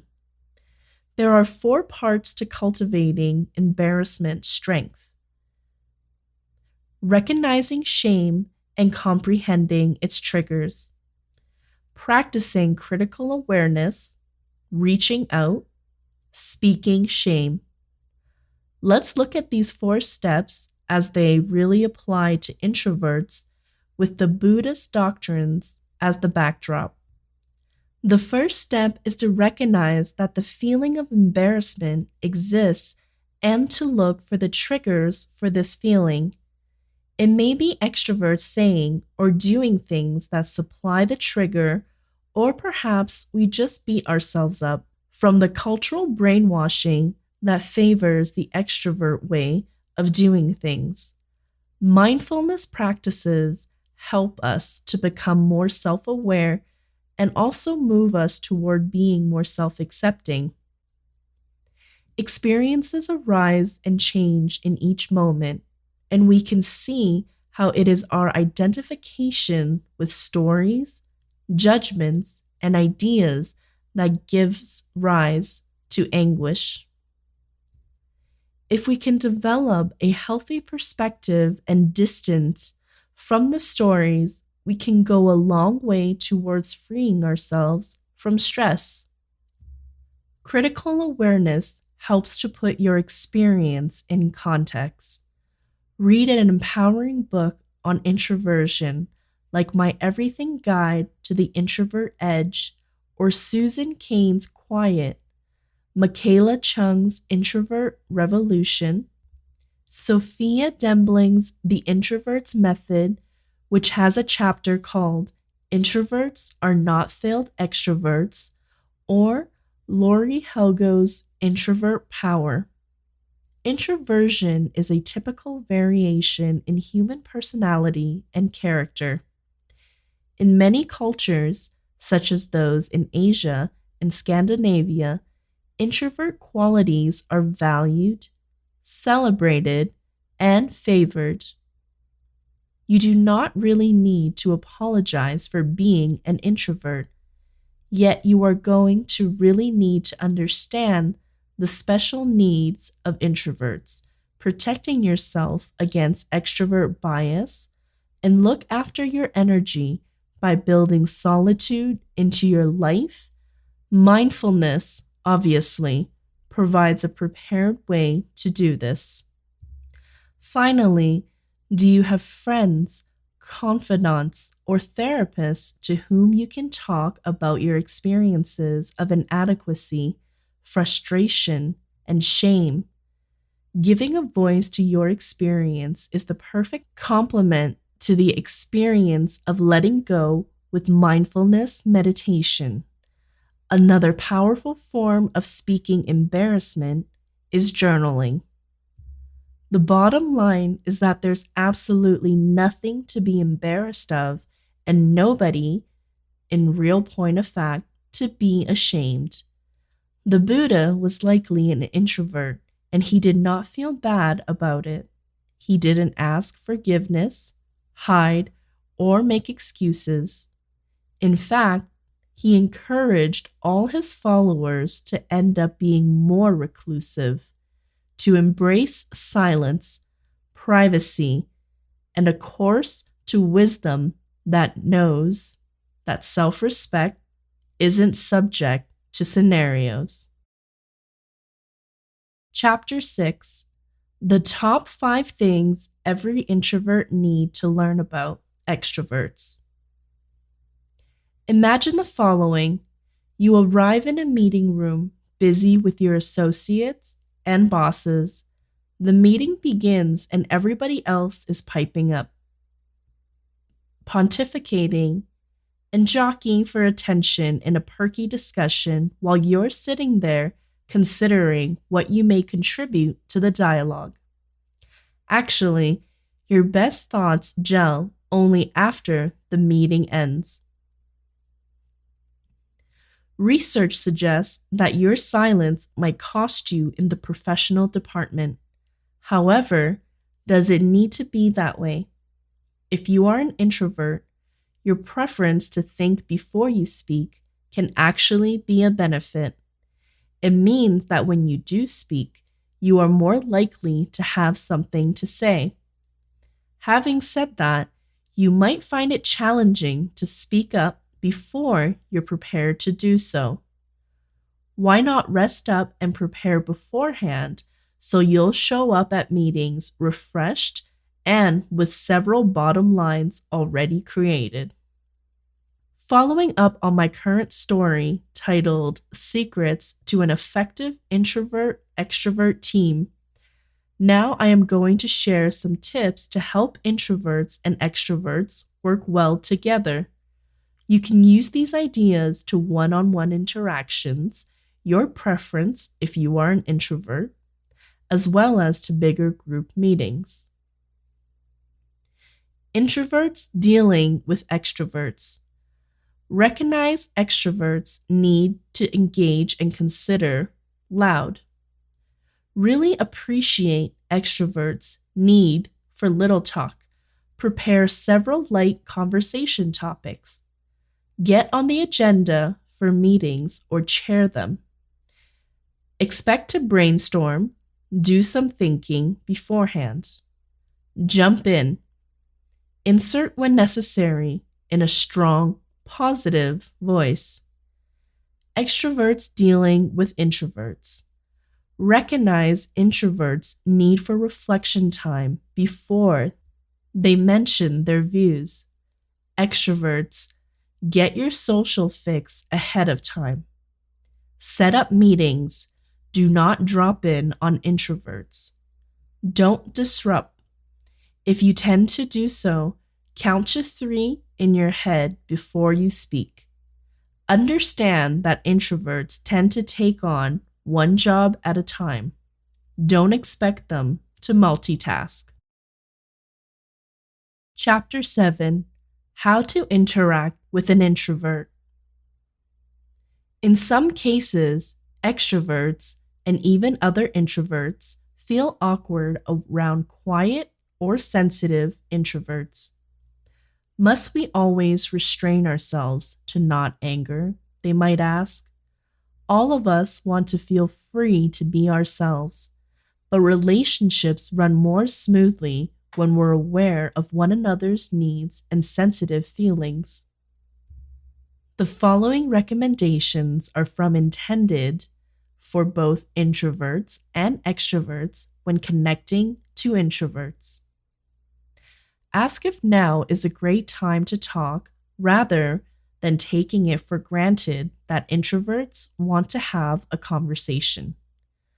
Unless you ask some clarifying questions, you typically can't tell whether introverts are fretted about something, involved in their own thoughts, or want to be left alone. Help introverts feel relaxed and safe and show an interest in their world. Treat introverts carefully. Loud or dramatic expressions of feeling could frighten them. Your viewpoint will come across better through mild perseverance than if you come on highly or put them on the area. If pacing is a problem, think of creative options like Elaine Chernoff, an extrovert, did.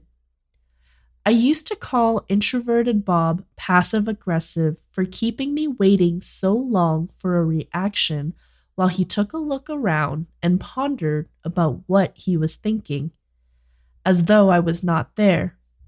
However, I realized he was not trying to get me, so I would have him follow me into whatever activity I was doing while he considered and finally brought out a response.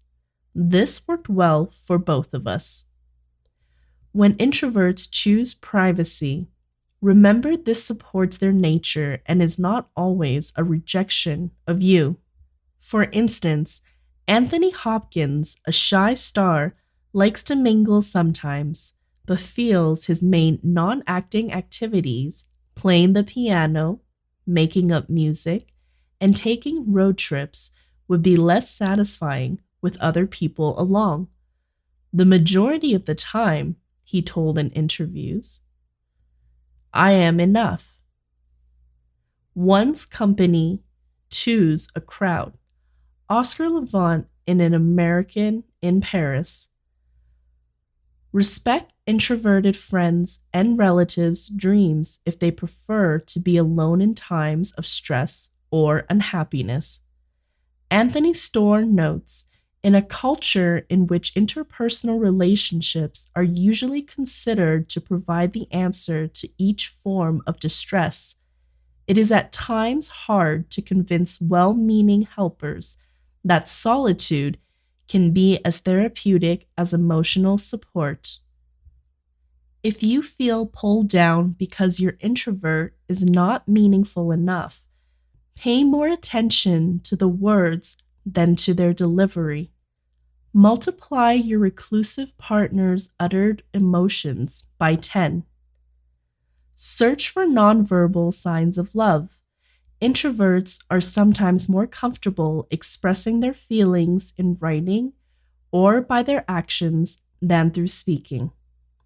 If your introverted friends or loved ones go off to watch from the sidelines alone, don't assume they're dissatisfied. Welcome introverts to take part, but do not push them. Question the adjectives and descriptions you use for introverts.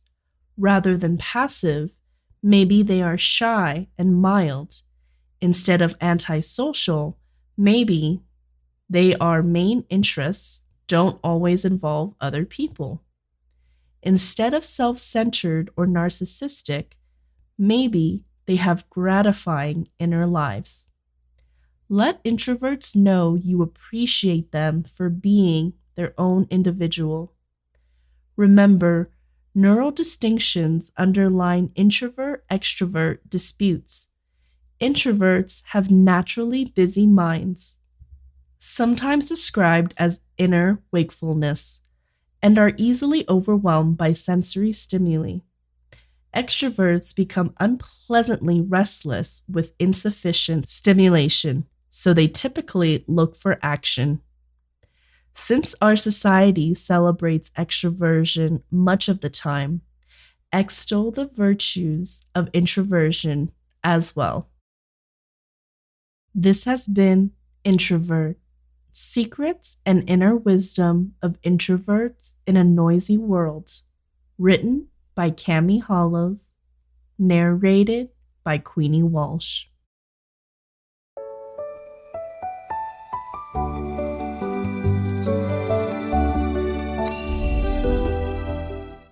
Introvert: The Advantage of Staying Quiet and Unlocking Your Hidden Strength, written by Cami Hollows, narrated by Queenie Walsh.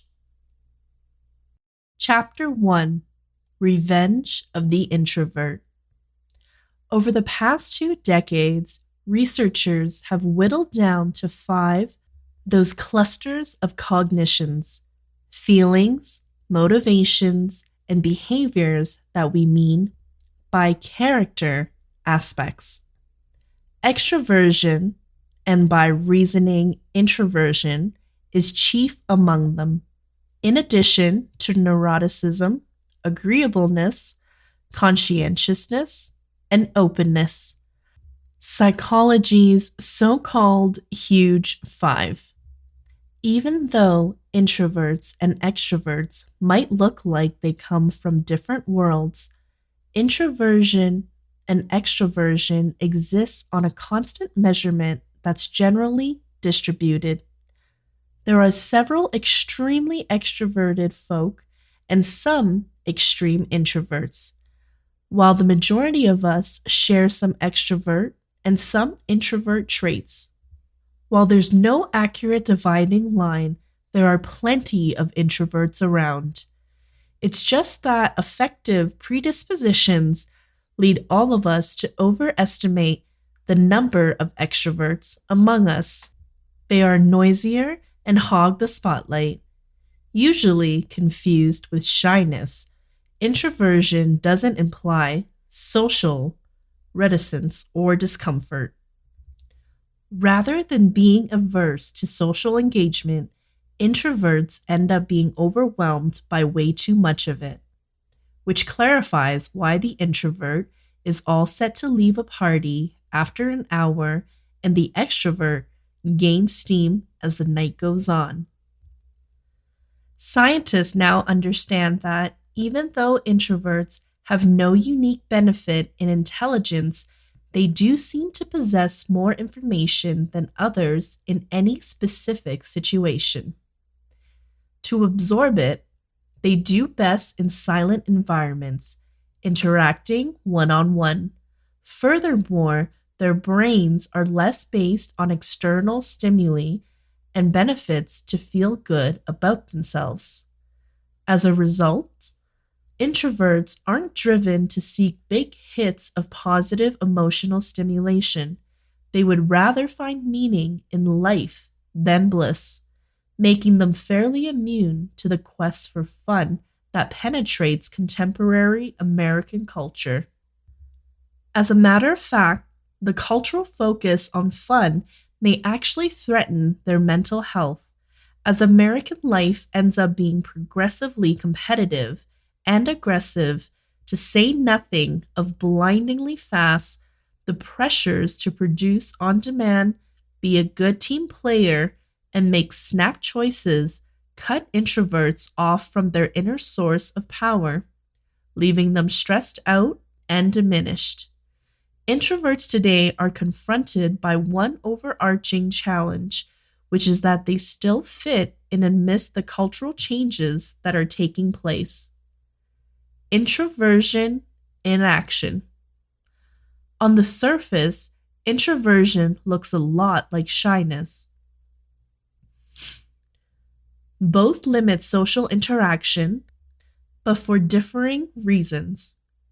The shy want desperately to connect, but find socializing challenging, says Bernardo J. Carducci, professor of psychology and director of the Shyness Research Institute at Indiana University Southeast. Introverts look for time alone just because they want time alone. An introvert and a shy individual may be standing against the wall at a party, but the introvert prefers to be there, while the shy individual feels she has no choice. Introverts don't always hide. Beth Wheatley is very much in the public eye as Director of Public Relations for the Nature Conservancy. Yet she scores squarely as an introvert on character tests. She was caused her work by her love of nature. She runs daily, not just for the exercise, but because running enables her time to analyze the events of her day. She prefers talking with one person at a time. She generally pulls out of after-work gatherings. My number one strategy is to stay under the radar screen. I stand beside a wall and put an undetectable barrier around me so that I'm not bombarded and can think about my next move, she confides. It is usually possible to identify introverts by their conversational style. They are the ones doing the listening. Extroverts are more likely to pepper people with questions. Introverts like to think before responding. Many prefer to think out what they want to say in advance and seek facts before expressing viewpoints. Extroverts are comfortable thinking as they speak. Introverts choose slow-paced interactions that allow room for thought. Conceptualizing doesn't work for them. Email does. Introverts are collectors of thoughts, and solitude is where the collection is curated and rearranged to make sense of the present and future. Introverts can tolerate and enjoy projects that need long stretches of solitary activity. Extroverts typically need to discipline themselves for bouts of solitary work, and then they choose frequent social breaks. While extroverts spend more time overall in social activities than introverts do, the two groups do not vary substantially on time spent with relatives, romantic partners, or coworkers. Additionally, extroverts and introverts both report a state of mind increase from the company of others. For introverts, though, the increase may come at a cost. Scientists have learned that introverts who act extroverted show slower response times on subsequent cognitive tests than those allowed to act introverted. Their cognitive tiredness affirms to the fact that acting counter-dispositionally is depleting. Too quick, too loud, too much. Like people, societies have different styles. America is a noisy culture, unlike, say, Finland, which values silence.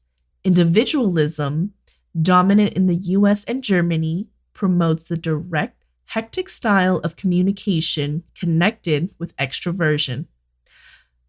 Collectivistic societies, like those in East Asia, value personal privacy and restraint, qualities more characteristic of introverts.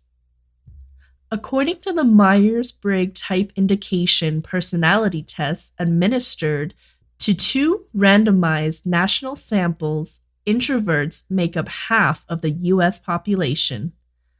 The MBTI meaning of introversion, a choice for privacy, reflection, internal expedition of ideas versus active engagement and pursuit of benefits in the external, social world, correlates carefully with the Big Five description. However, the results still surprise.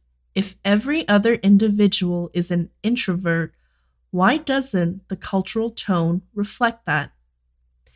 It's not just that we overestimate the number of extroverts in our middle because they are more prominent. The predisposition of individuals is strengthened in the media, which stresses the visual, the talkative, and the soundbite immediacy over reflection. In verbal cultures, staying silent presents a problem.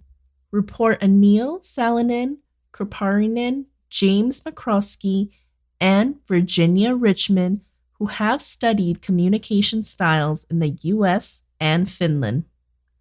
Perceptions of skills have a tendency to be based upon verbal behavior.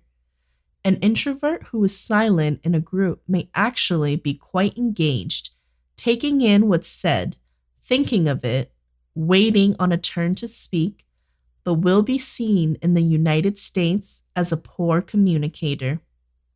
When psychologists Catherine Cadwell Harris and Ers Ecg compared United States and Turkish samples, they found that having an orientation inconsistent with societal values is a danger element for poor psychological health.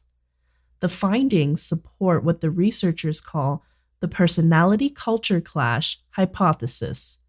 Mental adjustment depends on the degree of match between character and the values of surrounding society, to the extent that introverts feel the need to explain, ask forgiveness, or feel guilty about what works best for them.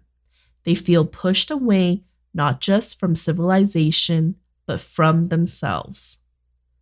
Enough stimulation already. Privacy, actually, enables introverts to hear themselves think. In a typical series of research studies, researchers mapped brain electrical activity in introverts and extroverts. The introverts all had way higher levels of electrical activity, indicating greater cortical arousal, whether in a resting state or participated in challenging cognitive jobs. The researchers proposed that given their higher level of brain activity and reactivity, introverts restrict input from the environment in order to maintain an optimal level of arousal. Extroverts, on the other hand, look for external stimulation to get their brain activity going. Neuroimaging studies measuring cerebral blood flow expose that among introverts, the activation is focused in the frontal cortex, responsible for remembering, planning, choice making, and problem solving, the types of activities that need inward focus and attention.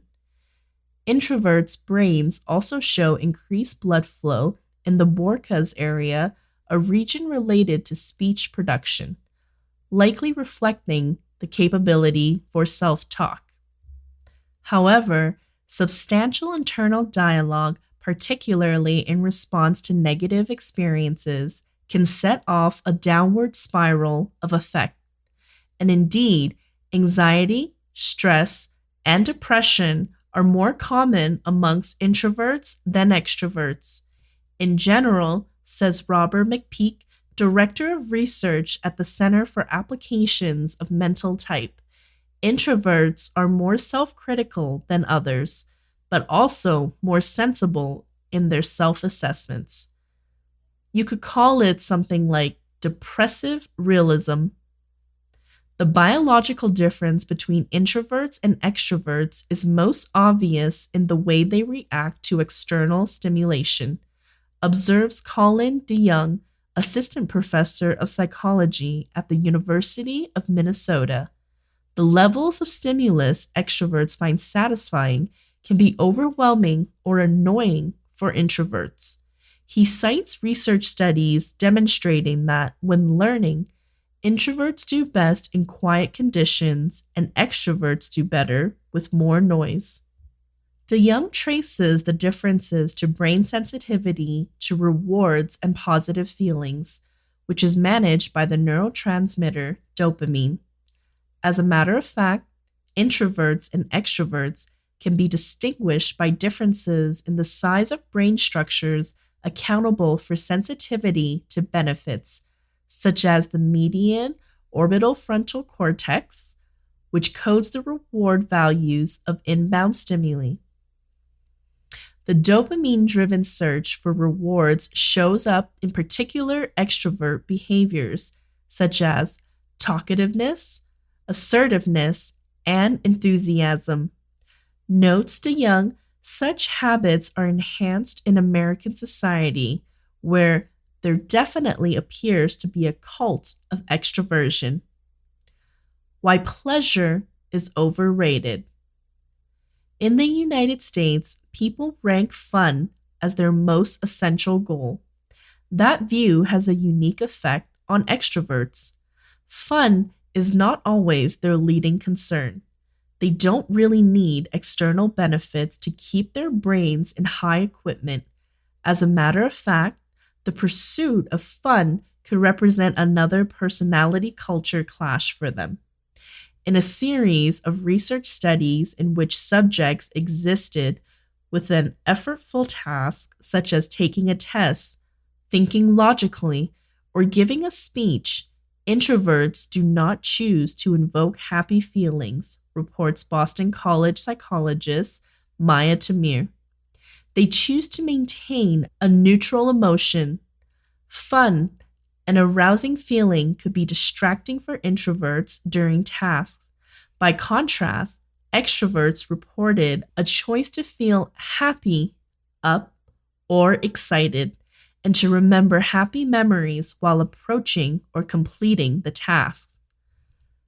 At this year's meeting of the Society for Personality and Social Psychology, Tamir, together with Iris Maltz of the University of Denver, presented a paper entitled, "Come On, Get Happy, The Ironic Effects of the Pursuit of Fun." The two didn't specifically study introverts or extroverts. What they discovered is that for all people, the pressure to be happy actually minimizes pleasure. We found out that when we prime people to value fun more, they become more unhappy and depressed, reports Moss.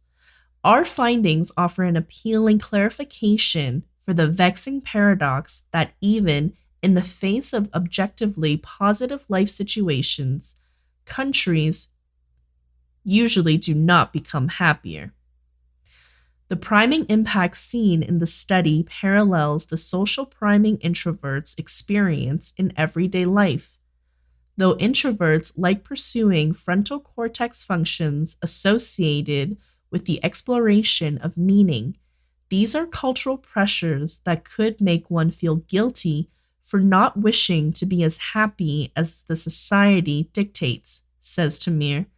Subsequently, introverts are hit with a double whammy, feeling less happy, then feeling guilty and inadequate for feeling that way.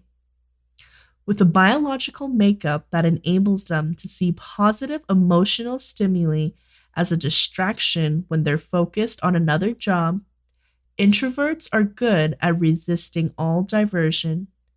Using functioning brain imaging, Stanford biopsychologist Brian W. Haas gauged the reaction time for introverts and extroverts when they tried to determine the color in which an emotionally inappropriate word was printed. Introverts showed more able to concentrate on the job of color identification while neglecting the psychological content and had significantly better reaction times. Concludes Haas, introverts who display a greater resting state of arousal do not need the same kind of outside entertainment. Inner life to external success. Acclaimed Los Angeles designer John Bertram identifies himself as an introvert. "I enjoy singular activities or those with few people. I am not a joiner and don't meet new people, nor make new good friends easily. I have trouble making little talk. I have never ever played on a sports team, joined a club, or gotten in a battle." But, he admits, it's not easy being an introvert in LA. Los Angeles, like New York, is full of type A people whose success relies on their forcible powers and being comfortable with aggressiveness and dispute. Unless I am careful, I can quickly be controlled and persuaded. Bertram likes investigating, designing, drawing, and producing specs. In the practice of architect, one is hardly ever gotten in touch with to develop ideas or solutions on the area. Disputes and obstacles that develop can generally be handled in private at my leisure. I compare it to the difference between speaking extemporaneously and speaking from a prepared text. The former tends to leave me hopelessly puzzled because I find it difficult to think on my feet and under pressure. I am the individual who thinks of an amusing retort minutes or hours after the circumstance has passed. Most introverts need a wake up call to see the effects of cultural extroversion on their lives and to be more fully themselves. Some speak of a specifying moment that crystallizes what they already know about themselves. PT blogger Nancy Anchowitz was working on Wall Street as a marketing manager with the leading financial organizations. The culture included back to back conferences, many enduring several hours. She recalls the typical approach was to scream it out, say it again, say it louder, to use verbal sharp elbows to get a point across. Then the business gave everybody in her department the MBTI. One glance at the results helped explain the tension she was feeling.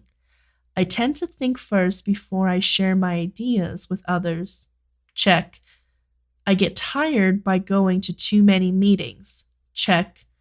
I like to dive deeply into subjects. Check. Hardis was feeling judged and then judging herself for how she was wired. Other people would nudge her to think, just say what you think. Being reflective was not appreciated and not encouraged. Anchowitz is no longer attending serial meetings. She works for herself as a business communication coach. I know every little thing that is coming, not as surprises. She regularly gives speeches. I craft my message in advance, and it's a very effective use of my energy. She gets up, presents her material to a large group of people, then goes home to sleep. Cross signals X and I in discussion. Conversation between an introvert and an extrovert can involve a series of misconceptions. As the introvert struggles to follow several conversational threads and sort out his own thoughts, he remains quiet and seems just listening. The extrovert reads that as engagement, a cue to keep talking.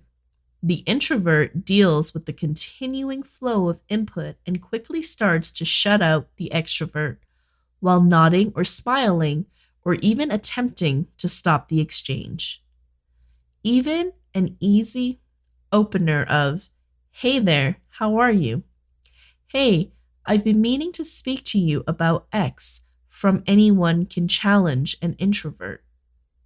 Instead of bypassing the first question or disrupting the flow to address it, the introvert keeps the question, how am I? An internal discussion starts, in which the introvert hears herself talking internally as the other individual speaks. Even if the introvert reacts, "I'm good," she is probably still pondering how she is. Good? And this is not rather right. I really have had a pretty shabby day, but there is not a fast way to clarify that. She wants to first work out privately her thoughts and judgment about the day. She also could evaluate the question itself. I dislike that we get so many times just say good, since that is the convention. The other person doesn't really want to know. She may even activate memories of how the question has struck her in the past. While the introvert is examining the question on at the very least two levels: how she is feeling and what she thinks about the question, perhaps also what this says about our society. The speaker is already moving forward to sharing something about his day. The introvert must take the incoming message from the speaker and tuck it into working memory until she can get to it, while more information keeps flowing in that needs tracking, sorting, looking, and critical analysis. The cognitive load becomes progressively tough to manage as the internal talk competes with the external discussion. In addition, while trying to keep the discussion going, introverts may miss social cues, which can make them appear socially inept.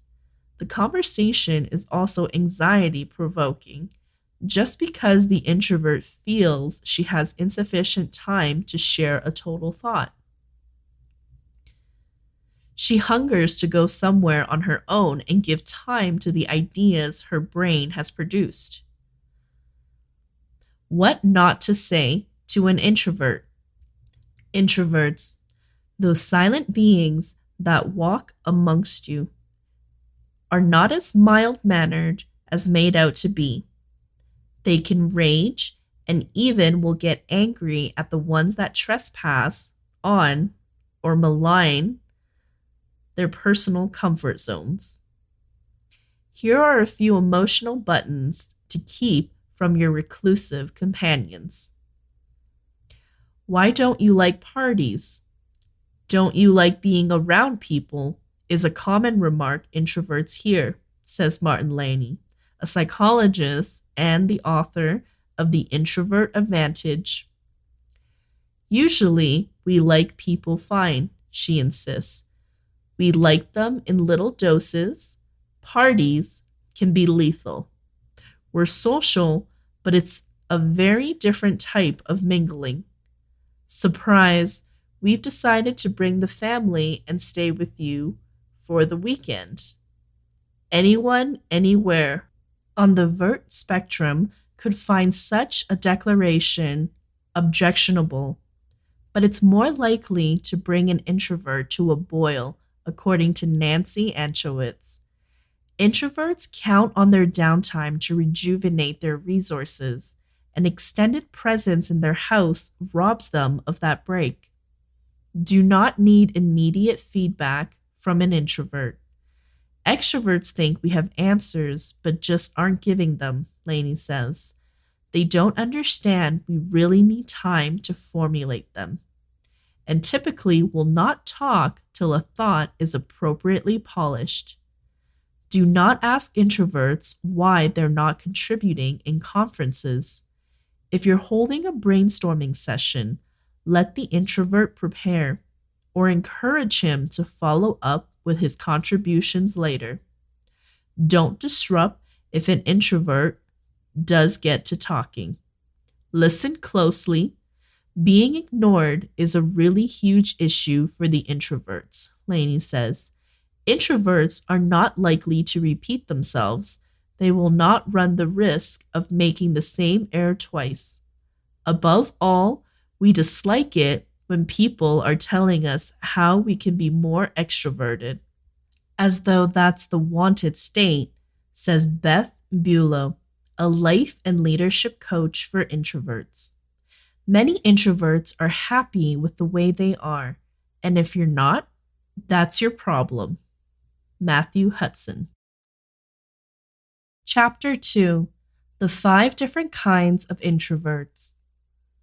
I found that experts such as Jonathan Cheek and Jennifer Grimes have been determining different sorts of introverts. The first type is the one that will sound most familiar: social introverts.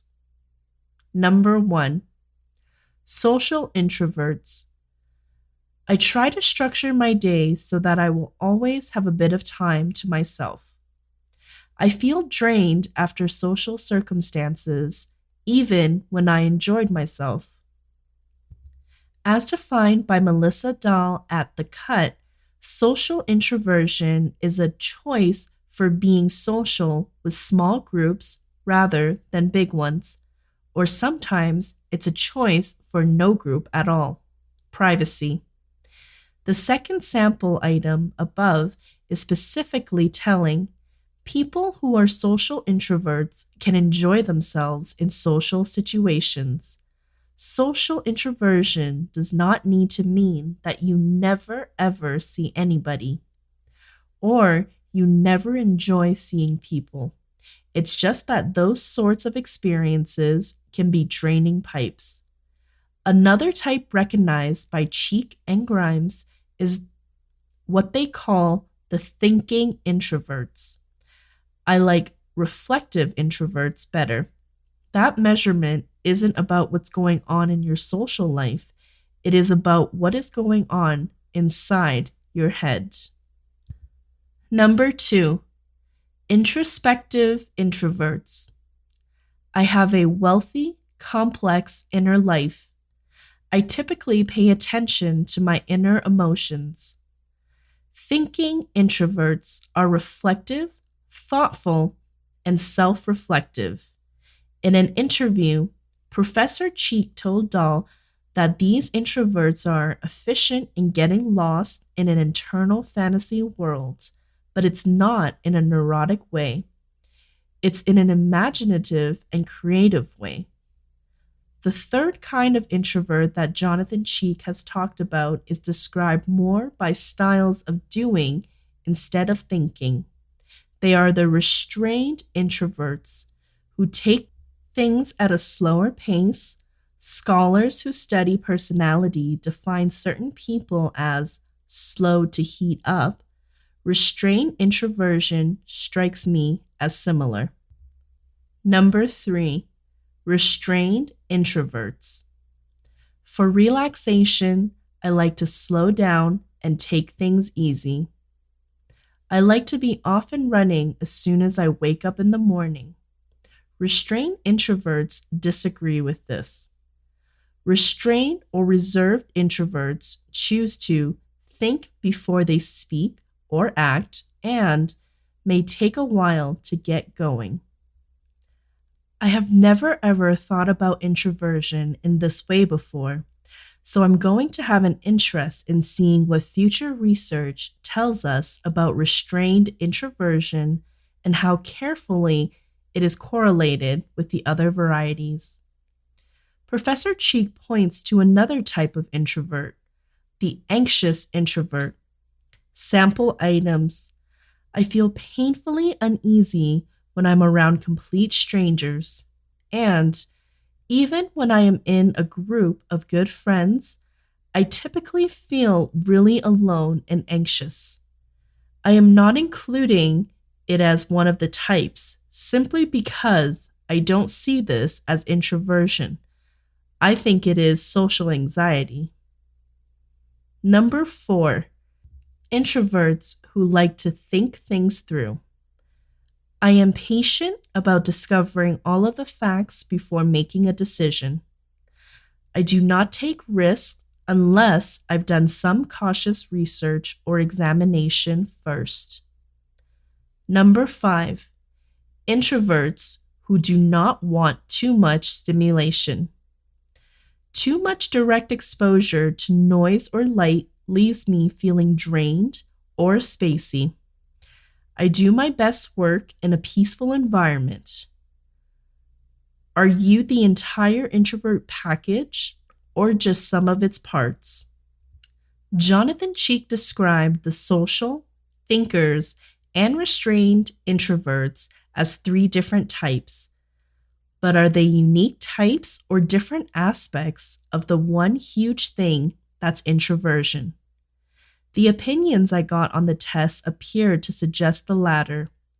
Introverts are those that enjoy solitude and have an active inner life and take a more deliberate approach to risk and feel drained by overstimulating environments.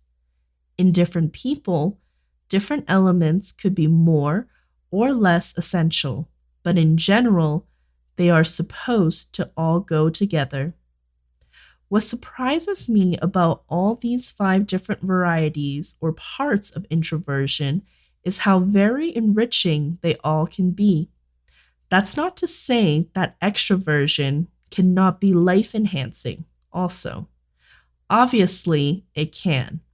However, extroverts have always tended to benefit from the presumption that their way of doing life was the mentally healthy one. It took the more current generations of thinkers such as Kane and Dembling to show convincingly how good it can be to be an introvert. Chapter 3: Why You Need to Embrace Your Inner Introvert. In our modern culture, it can look like extroverts have the edge in being rising stars. We were raised hearing, "Don't be shy," and "the squeaky wheel gets the grease." The theory is, if you're brave enough to talk to just about anybody at any moment, you'll go far. And if not, best of luck. But you should reconsider. If you're an introvert, you likely have emotional intelligence skills that your more gregarious counterparts secretly admire, and rightly so. Introverts are often misread as people who wish they could change. However, that's not so. Do extroverts silently wish their personalities were more singular? Most likely not. Ask an extrovert to pursue a self reflection program of reading, self analysis, and some other singular but arguably beneficial activities for the next 3 weekends and watch their expression.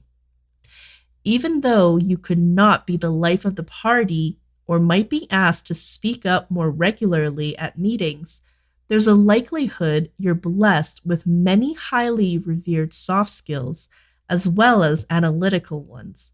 You get people simply because you're listening and processing info continuously.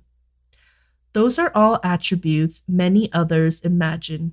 Stephen Hawking was quoted as saying, "Quiet people typically have the loudest minds." Plainly, no one personality type translates into optimal pleasure or accomplishment. However, playing to an individual's strengths has always been a common theme in success of any kind. Below are some of those empowering characteristics, how they help you at work, and the introvert icons who stand tall together with you. The introvert's unique traits. Silence is golden. It might seem counterintuitive, but the best orators are not necessarily the best communicators. This is an example. The capability to capture an audience may not equate to the ability of grasping what others are saying before speaking, or reacting diligently and diplomatically. Introverts often look for verbal and nonverbal hints to form thoughtful answers or viewpoints. The person responding to questions feel heard and understood. Introvert icon. The 16th President Abraham Lincoln was known as a good listener with the ability to comprehend multiple viewpoints. Thoughtful, curious, informative. The introvert communicates well in today's digital world because they actually read what others write. They think before reacting. Their answers can be concise, insightful, and handy. They tend to keep up on news and patterns simply because they know that knowledge, and the correct use of it is power. Introvert icon. Microsoft creator Bill Gates reportedly liked to go off for a few days at a time to ponder tough problems. Observant. An introvert will tend to notice their environment and the people in it as they're spending more time in the analytical zone. If John brings a new laptop to a meeting or plant to the office, Kim, the introvert, is more likely to see than others. Introverts are also able to integrate their imagination and observation abilities to develop a sharp wit. When introverts make a smart joke, People can be caught off guard and have a comment on their dry, funny bone. They're often great with names too, because they pay attention. Introvert icon. The obviously watchful Sir Isaac Newton created the laws of movement and gravity. He was also known to be deeply reclusive and a very private individual. Trustworthy. When the often pensive introvert gives a viewpoint, others tend to trust it, which stimulates respect.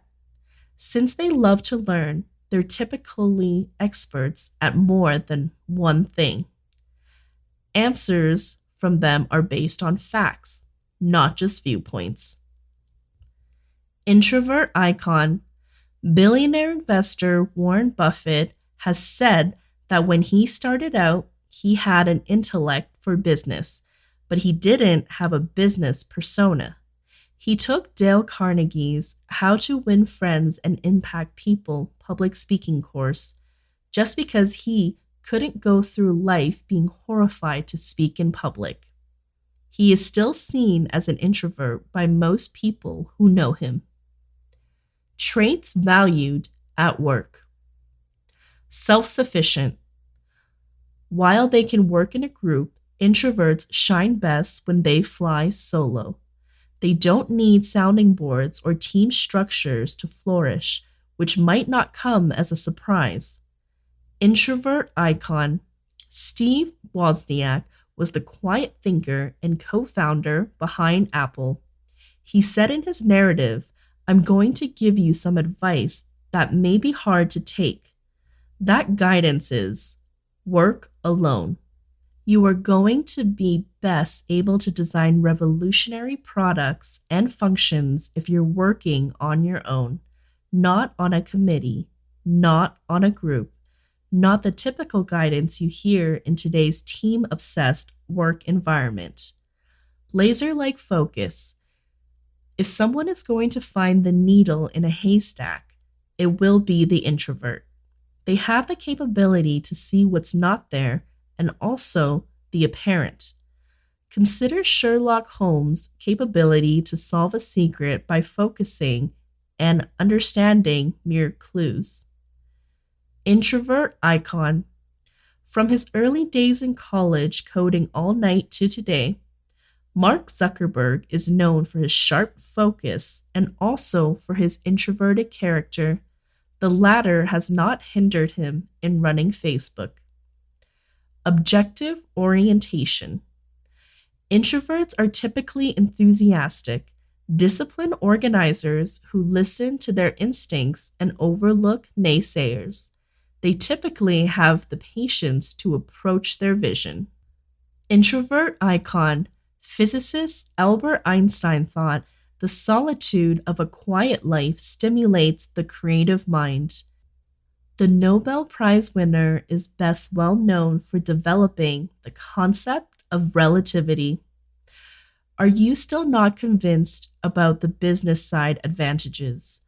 According the 9-8-16 problem of GeekWire, scientists at Stanford and the University of Chicago found a connection between CEOs with reserved personalities and a much better return on assets and capital. Play to your strengths. What you don't have, you can find if you are resourceful. On a macro level, let's look at introvert Bill Gates. He advised budding entrepreneurs to make use of the best skill sets of both introverts and extroverts. He saw the benefit of deep thinkers and also team players. As an introvert himself, he worked together well with his more extroverted equivalent. Steve Ballmer, Apple Inc., also took advantage of combined the talents of extrovert Steve Jobs and introvert Steve Wozniak. In these cases, opposite personality types complemented each other. The creators knew their strengths, and together they affected the world significantly. Knowing how to leverage the abilities you have is obviously one of the best secrets to success. As an introvert, adopting this method has much merit. While everybody has their parts of personal development, still, introverts can plainly keep away from being afraid that their personality will hold them back. After all, you have unique emotional intelligence and analytical skills that are a breath of fresh air, specifically in a world of ever increasing noise clutter. Chapter 4. Are you being misunderstood? The shy extrovert. When somebody's shy, we typically presume they are reclusive. Shyness usually does support introversion, but not always. Many people who get restless among strangers actually love being around others, although true introverts find people exhausting in general. Like other shy people, shy introverts are regularly misunderstood as being cold, aloof, or stuck up.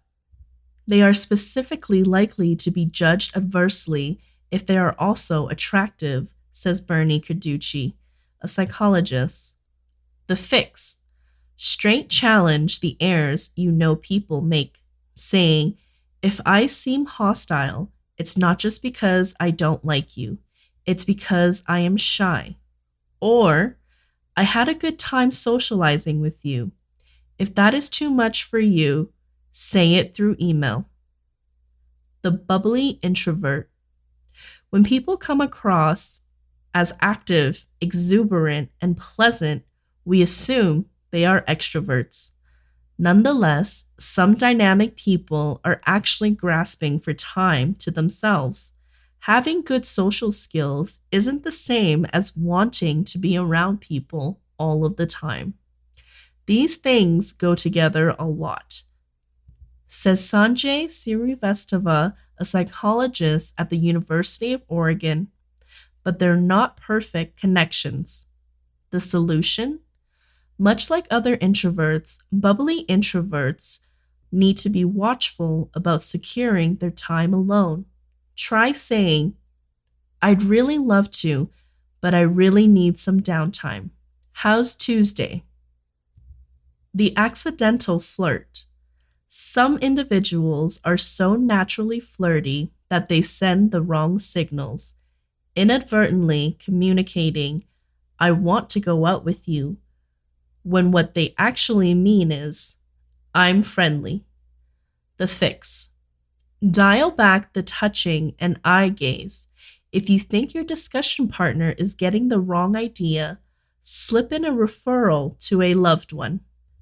The effeminate heterosexual. Just because a man is skinny, dresses neatly, and lacks a deep voice does not mean he's gay, or vice versa. Many guys with seemingly feminine qualities are straight, just as many guys with noticeably macho characteristics are gay. The fix: if you have an interest in a woman, put out signs of attraction that are hard to mistake. More aggressive body language, such as straight on stance, a mischievous grin, and occasional touching. Say something like, that reminds me of something funny my ex-girlfriend once said. I am sure she will understand. Chapter 5. The Happy Introvert. I have never ever been bored other than when other people don't know when to stop talking. I try to stay away from circumstances where that can happen. I generally really love people. After all, I spend much of my time studying them. I also like my own company and can find a lot of ways to entertain myself. And here are some questions you can ask yourself if you think you could be an introvert. Number 1. Do you typically prefer restricting your time with people to an hour or two? Do people typically understand you are intriguing only after they learn more about you fairly well? Number 3. Are you critical of superficiality? Number 4, do you tend to concentrate in depth when doing a project? Number 5, is your style of speech fairly calm and silent? Number 6, are you more likely to participate in learning or improving your skills than in searching for outside stimulation? Number 7, is your capability to remember people's names average to low? Number 8, in social situations, do you sometimes or often stand back and observe? If you replied yes to the majority of these questions, it's very likely you are an introvert. All of us use both introversion and extroversion each and every single day, but one of these feels more simple and natural more of the time. And that's just the way it is. Chapter 6, How to Date an Introvert. I want to consider 2 relationship questions that just recently came my way about introverts who pull away. I am in a serious relationship with an introvert. He recently told me he needs more space. I'm not a needy person and already find there's a lot of space between us. Giving him more space makes me really wonder if we're in fact truly in a relationship. I sobbed all night and my eyes are puffy. I don't comprehend how to act in this relationship. I am loving, touchy, intimate. I do not know how I can manage without all of those things. Help. Need to be loving. I'm a classic book introvert. So is a guy I've been attempting to be familiar with for a little over a year. I thought this would mean understanding and accepting each other's need for space when life gets difficult. The problem appears to be the way we comprehend it way too much. We end up retreating entirely from each other and giving one another way too much room. And then it's truly challenging to reconnect. He's worse about it than I am. He'll pull away for up to 2 weeks at a time. I try to comprehend, but it drives me crazy. He is also an introvert who's a musician and a salesman. Those roles require a pretty big degree of imitating an extrovert, and I think it is wearing him out. I've dated a few other introverts. Things were fine with 2 of them, but another one was just like this guy. I'm about to hang an indication on my neck. Extroverted men only. Introverts like me need not apply. It's infuriating. Sick of trying to be understanding. Finding out about introversion is profoundly empowering for lots of us. Accepting our own need for space and the similar or conflicting needs of other individuals, and respecting our own and other individuals' numerous ways of connecting with the world. It's all good. It leads us to a level of acceptance that can only improve our relationships and our humankind. But when it comes to relationships, I am reclusive, or he or she is an introvert, is only the start of the conversation.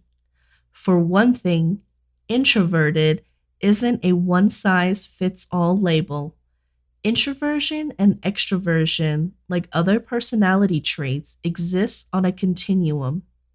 Imagine a horizontal line with introversion at one end and extroversion on the other. Most of us fall someplace between those 2 extremes, expressing the traits to different degrees and in different ways. For example, your flavor of introversion may be weekends are for family, while another person's may be weekends are for privacy, and a third person's may be weekends are for my 3 closest friends. Your style of introversion might be I could spend each night with that one special individual, while that person's might be, I'm okay spending only weekends together. Your introverted way of dealing with issues may be, let's sit down at this moment with a bottle of red wine and hash this out until it's fixed. While your partners might be, let me think of it for several days and get back to you. And naturally, introversion is only one small part of all the moving parts that make us who we are. While it's a convenient and non threatening label, introversion can't take all the blame for stresses in a relationship, nor can you presume it is the only reason someone is seeking space in your relationship. That could be part of it, naturally, but there could also be other, more intricate and possibly traumatic reasons, such as fear, incompatibility, attachment problems, or any one of the myriad things that can cause people to wander or pull apart.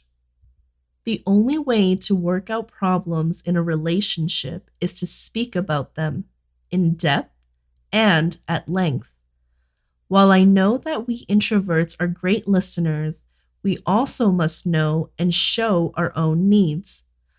When it concerns sick of attempting, listening and understanding are inadequate, it is also essential to speak out about what our minimum requirements are in a relationship: time, love, access. The reaction you get to your uttered needs is what informs you of the relationship's true potential. Are your needs being gotten with love or summarily deflected? Is the other individual happy to meet you midway? Are you going to meet her or him midway? Can you be happy with what is being offered? You can't always get what you want, but can you get enough? And if not, then what? It's a scary question. I get it. And most likely the one you most want to keep away from. But if you choose that this is not the relationship for you, at the very least, you will know that you tried as hard as you could to get both your needs met. And so you can think of it as a no fault breakup. You talked it out and found that the two of you just really need different things from a love relationship. When you turn your sights to finding a new love, think about what you learned more about yourself through these discussions. Tired of trying jokes about dating only extroverts, but maybe that's not a joke. Among the introverts I talked to, about half of those who were in relationships were happily coupled with extroverts and appreciated the energy, social life, and out there-ness that extroverts give in their lives. The other half did choose the silent enjoyment of life with a fellow introvert. So it may be sick of attempting that you would be happier with an extrovert. Understanding this would be an advantage. Additionally, you also joke about how introverts need not apply, which lets me resolve a concern I have about introverts. Our propensity is to wait to be chosen and chased after rather than picking and pursuing ourselves. Sure, it's a lot simpler and less creepy to be chased after, but it also puts us in danger of finding ourselves wandering into inappropriate relationships. Not always awful or abusive, though that can happen too, but just wrong. That's a bad fit. My advice to both is this: try to seriously examine your own needs in a relationship. Actually believe that they're perfectly acceptable, and after that, lay them out there. Talk truthfully, listen hard, and after that, talk some more. Introversion is not passivity. It is not avoidance, and it is only part of who we are. It's never the entire story. This has been Introvert, the advantage of staying quiet and unlocking your hidden strength. Written by Cami Hollows, narrated by Queenie Walsh.